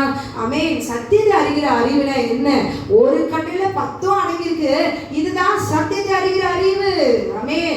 ஆத்துமா சத்தியத்தை அறிகிற அறிவுல வளரணும். மாம்சம் கண்ணுல பார்த்து இவர் மெய்யான தேவன், எனக்காக இப்படிப்பட்ட ஒரு தெய்வம், அவர் ரத்தத்தை சிந்தி அடித்து கொன்று போட்டு உயிரோட இந்த தெய்வம் ஒருவர் இருக்குமா? ஆமென். ஆச்சரியப்பட்டு ஆசையா வாஞ்சியா அவருடைய வார்த்தைகள் எல்லாம் எவ்வளவு சந்தோஷமா இருக்கு, நல்லா இருக்குது கேட்கறதுக்கு. அல்லேலூயா. பார்க்கறதுக்கு நல்லா இருக்குது. கிறிஸ்தவனுடைய சுபாவம்லாம் ரொம்ப அன்பா இருக்கு. இதை பார்த்துட்டு உள்ள வந்துடக்கூடாது. அல்லேலூயா. ஆமென். அலசி ஆராய்ந்து பார்த்து சத்தியத்தை அறிகிற அறிவுல ஆமென் ரட்சிக்கப்பட்டு அப்படியே ஆண்டவரை தேடி வந்த பிறகு அதுல நிலைத்து நிற்க வேண்டும். அதுதான் சத்தியத்தை அறிகிற அறிவு. இதை கேட்டுக்கொண்டிருக்கும் பொழுது, ஆமால ஒரு கட்டில 10 இருக்கே, அப்படியானா நம்ம 10 நமக்கு இல்லை, இஸ்ரவேலர்கள் சொல்லியிருக்கவே, அப்படி ஒரு தாழ்மையான இருதயத்தை கூட இன்றைக்கு மாற்றி சபையை பார்த்து, ஐயோ சாரி ஜனங்களே, சபையாரே மன்னித்து விடுங்கள், இதுவரைக்கும் நான் சத்தியத்தை அறியல, ஒரு கட்டளை பார்த்து நான் என்ன சொல்லிட்டேன், மோசைக்கு தான் அது கொடுத்தாரு, இஸ்ரவேலுக்கு தான் அது கொடுத்தாரு, நமக்கு இல்லை, ஞாயிற்றுக்கிழமை தான் அவர் உயிர் தெரிந்தாரு, அது நான் மாற்றி போட்டுட்டேன், என்னை மன்னித்துக் கொள்ளுங்கள். இன்றையிலிருந்து நாம் எல்லாரும் சேர்ந்து கர்த்தருக்குள்ளாக நம்ம என்ன செய்வோம்? உண்மையை. அல்லேலூயா. பவுல் சொல்லுகிறார், நான் பொய் சொல்லாமல் கிறிஸ்துவுக்குள் உண்மையை சொல்லுகிறேன். இன்னைக்கு பவுல் சொல்கிறது போல நான் கிறிஸ்துவுக்குள் நான் போய் சொல்லாம இனிமேலாவது நான் உண்மையை பேச போகிறேன், உண்மையை போதிக்க போகிறேன் என்று சொல்லி ஆமென் போதிக்க யாரால முடியுமா? ஹalleluya. சண்டே சர்வீஸ்னா சொல்றாங்க, சண்டே வொர்ஷிப், ஹalleluya. அது ஐடியல் வொர்ஷிப், ஹalleluya. ஆமென். கல்லறையில ஏன் ஆண்டவர் வந்து நிக்க காரணம் என்ன? கல்லறை போல மரத்து போயிருக்கும் ஆத்மா. நான் சொல்லிட்டு போயிருக்கிறது என்ன? வந்து சீஷர்களை பார்த்து ஆண்டவர் சொல்கிறார், மோசேயிடத்துல சொல்லப்பட்ட அத்தனை நியாயப்பிரமாணத்தில் சொல்லப்பட்ட அத்தனை தீர்க்கதரிசிகள் மூலமாக சொல்ல அத்தனை தீர்க்கதரிசி நிறைவேறும்படிக்கு இவைகளெல்லாம் எழுதப்பட்டிருக்கிறது. இவையெல்லாம் நிறைவேற்றவே வந்து இவைகளுக்கு எல்லாம் நீங்கள் சாட்சிகளா இருப்பீர்களா என்று சொல்லி, இவைகளுக்கு நீங்களே சாட்சிகள் என்று சொல்லி தம்முடைய சீடர்களை அவர் சாட்சியா ஏற்படுத்தினார். ஹalleluya. ஒன்று தெரிந்து கொள், புறஜாதியார் என்று ரட்சிக்கப்பட்ட நீங்கள் தெரிந்து கொள்ளுங்கள், உண்மையாகவே கிறிஸ்து என்றால் யார், கிறிஸ்தவர்கள் என்றால் யார், கிறிஸ்துவம் என்றால் என்ன, கிறிஸ்துவனுடைய பொருள் என்ன, இவை எல்லாற்றும் அறிந்து ஹalleluya. கிறிஸ்துவனுடைய வாழ்க்கை எப்படி என்ன, கிறிஸ்துவுக்குள்ள மற்றோடு இருக்கிற மாதிரி பகட்டான ஆடம்பரமாய் உள்ள ரகசியங்கள் ஏராளம். அதை பார்த்து அதை அலங்காரத்தை பார்த்து அவர்கள் கிறிஸ்தவர்கள் மதம் மாற்றினால் இவர்கள் கொடுக்கிற ஆதாயத்தை பார்த்து அப்படி மதமாற்றம் அடைந்து உள்ளே வருகிறவர்களாக இருந்தால் நீங்கள் உண்மையாகவே கிறிஸ்தவர்கள் அல்ல, நீங்கள் புறஜாதியார். ஹalleluya. உடைய இருதயம் கர்த்தரை ஏற்றுக்கொள்ள வேண்டும். ஹalleluya. எல்லாருக்கும் ரட்சிப்பு கொடுக்க வேண்டும் என்று கர்த்தர் அவர் நினைத்தறினாரே. அந்த நினைவு உங்களுக்குள்ளாக வர வேண்டும். அவர் சொல்லப்பட்ட அவர் கொடுத்த 10 கட்டளைக்கு புறஜாதியாருக்கும் 10 கட்டளை தான், கிறிஸ்தவர்களுக்கும் 10 கட்டளை தான். ஆனால் கிறிஸ்தவர்கள் இதை கேட்டுக்கொண்டிருக்கும் பொழுது கூட தாழ்மையோடு கூட இனி நான் ஓய்வு நாளை நான் ஏற்றுக்கொள்வேன், இந்த நாளை நான் ஆசரிப்பேன், ஏனென்றால் நித்திய ஜீவனை சுதந்திரிக்க வேண்டும் என்றார் என் இயேசு கிறிஸ்து சொல்லியிருக்கிறார், கற்பனையை கைக்கொள் என்று சொல்லி. ஹalleluya. ஆமென். கற்பனையை கைக்கொள். இதே நேரடியாக கர்த்தர் சொல்லி கூட இன்னைக்கு அந்த கற்பனையில என்ன இருக்கு, ஒரு கட்டளை எடுத்து போடுகிறதுக்கு யாருக்கு அதிகாரம்? ஒரு மனுஷனுக்கு அதிகாரம் இல்ல. உங்க வீட்டுக்குள்ள வந்து இன்றைக்கு ஒரு பொருளை தூக்கி வெளியே போட முடியுமா? ஆமென். எடுத்து போட முடியுமா? உங்களுக்கு என்ன ஒரு கோபம் வரும்? ஏன் வீட்டுக்குள்ள வந்து ஏன் நான் கஷ்டப்பட்டு சம்பாதித்த ஒரு பொருளை தூக்கி போடுறதுக்கு நீ யார் என்று சொல்லி சொல்வீர்களே. ஹalleluya. அப்போ அந்த பொருளுக்கு இருக்கிற விலை நீங்க அறிஞ்சிருக்கிறீங்க, அந்த பொருளுடைய கனத்தை நீங்க அறிஞ்சிருக்கிறீங்க. அந்த பொருளை நான் வாங்கி இருக்கிறேன், அந்த பொருளை நான் எப்படி வாங்க தெரியுமா? நான் உழைச்சி மாசம் 30 நாளும் உழைச்சி சம்பாதித்து வேலை சிந்தி அந்த பொருளை நான் வாங்கி வச்சிருக்கிறேன். அது எவ்வளவு விலையேறப்படுது. இந்த பொருளை 10 வருஷம் உழைக்க தெரியுமா? யார் நீ என் வீட்டுக்குள்ள வந்து என் வீட்டுக்குள்ள தூக்கி போடுறதுக்கு யார் என்று சொல்லி அவனை அடிக்க செய்வோம் வீட்டுல. ஹalleluya. அப்படிதான் இன்னைக்கு உண்மையை பார்த்து கேட்கிறார். புறஜாதியாரும் கிறிஸ்தவர்களா இருந்தாரோ இன்னைக்கு கேட்கிறார். ஹalleluya. பிதாவாகிய தேவன் கேட்கிறார், என் சொந்த குமாரனை ஹalleluya உங்களுக்காக கீழ்ப்படியாத உங்களுக்காக அவரை அனுப்பி வைத்தேனே. அவர் எவ்வளவு வேதமற்றவர் தெரியுமா? அவர் குற்றமற்றவர் தெரியுமா? அவர் வேதமற்றவர் தெரியுமா? அவர் பரிசுத்தவர் தெரியுமா? அவர் யார் தெரியுமா? அவர் என்னுடைய குமாரன், அவர் என்னுடைய சேஷபுத்திரர். ஹalleluya. அவர் தான் இதே தேவன். ஏனென்றால் நான் சொன்ன வார்த்தையை கீழ்ப்படிந்து ஆமென் உங்க மீது நான் வைத்திருக்கிற அன்பின் நிமித்தமாக நான் சொன்ன கட்டளையை கீழ்ப்படிந்து தன்னையே தியாக பலியா நான் போறேன்னு சொல்லி இறங்கி வந்து தன் ஜீவனையும் பாராமல் உங்களுக்காக, ஏன் தெரியுமா? அவருடைய பார்வையில நீங்களும் நானும் வெளியேற பெற்றவர்கள். ஹalleluya. அதை தூக்கி போடாதபடிக்கு வாதாளத்துக்கு தூக்கி போடும்படி வந்த அந்த சாத்தானை அவனை தூக்கி போட்டு மாம்சத்தின் கிரியைகளை புட்டிக்கு போடும்படி 10 கட்டளைகளை மனுஷனுக்கு அவர் கொடுத்தார். வந்த தேவனை தூக்கி போட்டுட்டு ஓய்வு நாள் எனக்கு அல்ல, நீ ரத்தம் சிந்தி தொங்கினா எனக்கு என்ன, கொண்டு போட்டா எனக்கு என்ன, நீ 3ஆம் நாள் உயிர்த்தெழுந்தா எனக்கு என்ன, எனக்கு தேவை வருஷத்துக்கு 1ஆம் நாள் ஜனவரி 1ஆம் வருஷம் ஆமென் 1ஆம் தேதி, இதுதான் நியூ இயர், இதுதான் ஈஸ்டர், இதுதான் குட் ஃப்ரைடே, ஓய்வு நாள் எனக்கு எனக்கு அல்ல, இஸ்ரவேலருக்கு ஓய்வு நாள்னா எனக்கு கிடையவே கிடையாது. நான் சண்டே தான் ஆராதிப்பேன், ஆனால் தேவன் ஒருவரே என்று மட்டும் என் வாயினாலே சொல்லுவேன். மாம்சத்தின் கிரியைகளை என்னால் விடவே முடியாது. நான் விபசாரம் செய்வேன், நான் பாவத்தை விட்டு விடவே முடியாது. ஆதாம் ஏவாளும் செய்வது விபச்சாரம் அல்ல, அது பரிசுத்தம், அது பரிசுத்த உறவு, அது பரிசுத்தம், தேவனால் கொடுக்கப்பட்டது, நாங்கள் அனுபவிப்போம் என்று சொல்லி ஒரு கட்டளையும் ஏற்றுக்கொள்ளாமல் ஆமென் கட்டளையின்படி கீழ்ப்படிந்து நடக்கும்போது உங்களுக்குள்ள வருகிற சத்துருடைய கிரியைகள், ஒரு மனுஷனுக்கு சத்துருடைய போராட்டங்கள் வரும்போது, உங்களுடைய வாழ்க்கையில கடனோ பிரச்சனையோ வேதனைகள் வரும்போது என் தேவன் கொடுப்பது அல்ல. ஒரு வேலை புறஜாதியா ரட்சிக்கப்பட்டு நீங்க கிறிஸ்துவை ஏற்றுக்கொண்டு வருகிற பாதையில வருகிற கஷ்டங்கள், வேதனைகள், சத்துருடைய போராட்டங்கள் வருவது கர்த்தரால் அனுமதிக்கப்படுவது அல்ல. ஏனென்றால் அது பிசாசு உங்களுக்கு கொடுக்கிற நெருக்கடி. இந்த தேவனை விட்டு விலகி வந்து இந்த தேவனை நம்பாதே, இந்த தேவன் தான் உன்னை நாசப்படுத்தியிருக்கிறார் என்று சொல்லி இதற்கு முன்பாக நீங்கள் வணங்கி வந்த தேவர்கள் கொடுக்கிறதான வேதனைகள் என்பதை புரிந்து கொண்டு இந்த நாளில் ரட்சிக்கப்பட்ட நீங்கள் ஆண்டவரே மெய்யான தேவன் என்று ஏற்றுக்கொண்டு அல்லேலூயா நிலைத்து நிற்பீர்களானால், பவுலை போல ஓடி போய் சூழ்நிலை உங்களுக்கு இருக்குமானால், இதோ புறஜாதிகளுக்கு போதகரால் நிற்க வைத்த கர்த்தர் உங்களை அப்படிப்பட்ட ஒரு வல்லமையான பிரசங்கியாய், போதகனாய், ஊழியக்காரர், அப்போஸ்தலனாய் நிற்க அவர் வைப்பார். உடைய குடும்பத்தை அவர் பாதுகாப்பார். ஹல்லேலூயா. ஒரு பொருளை தூக்கி போடும்போதே அவளுக்கு கோபம் வருது, உடைய பிள்ளைகளை அடிக்கும் போதே உங்களுக்கு அவ்வளவு கோபம் வருது. ஆனால் ஆண்டவரை எப்படி அடித்திருக்கிறோம், எப்படி கொண்டு போட்டிருக்கிறோம் என்று உணர்ந்து பார்த்து அவர் ரத்தத்தை சிந்தி நமக்கு கொடுத்திருக்கிற அந்த ரட்சிப்பை அவன் புறமே தள்ளிப்படாதபடி புறச்சாதியாருக்கும் கிறிஸ்தவர்களுக்கும் கர்த்தர் கொடுத்த 10 கட்டளையை அவன் ஏற்றுக்கொண்டு நீதியின் பாதையில நீங்கள் நடக்க அந்த நாளிலே கர்த்தர் புறச்சாதியாரும் 10 கட்டளை மாத்திரம் அவர் கொடுக்கப்பட்டது என்பதை வேத ஆதாரத்தோடு கூட இந்த நாளிலே நாம் பார்த்தோம். அல்லேலூயா.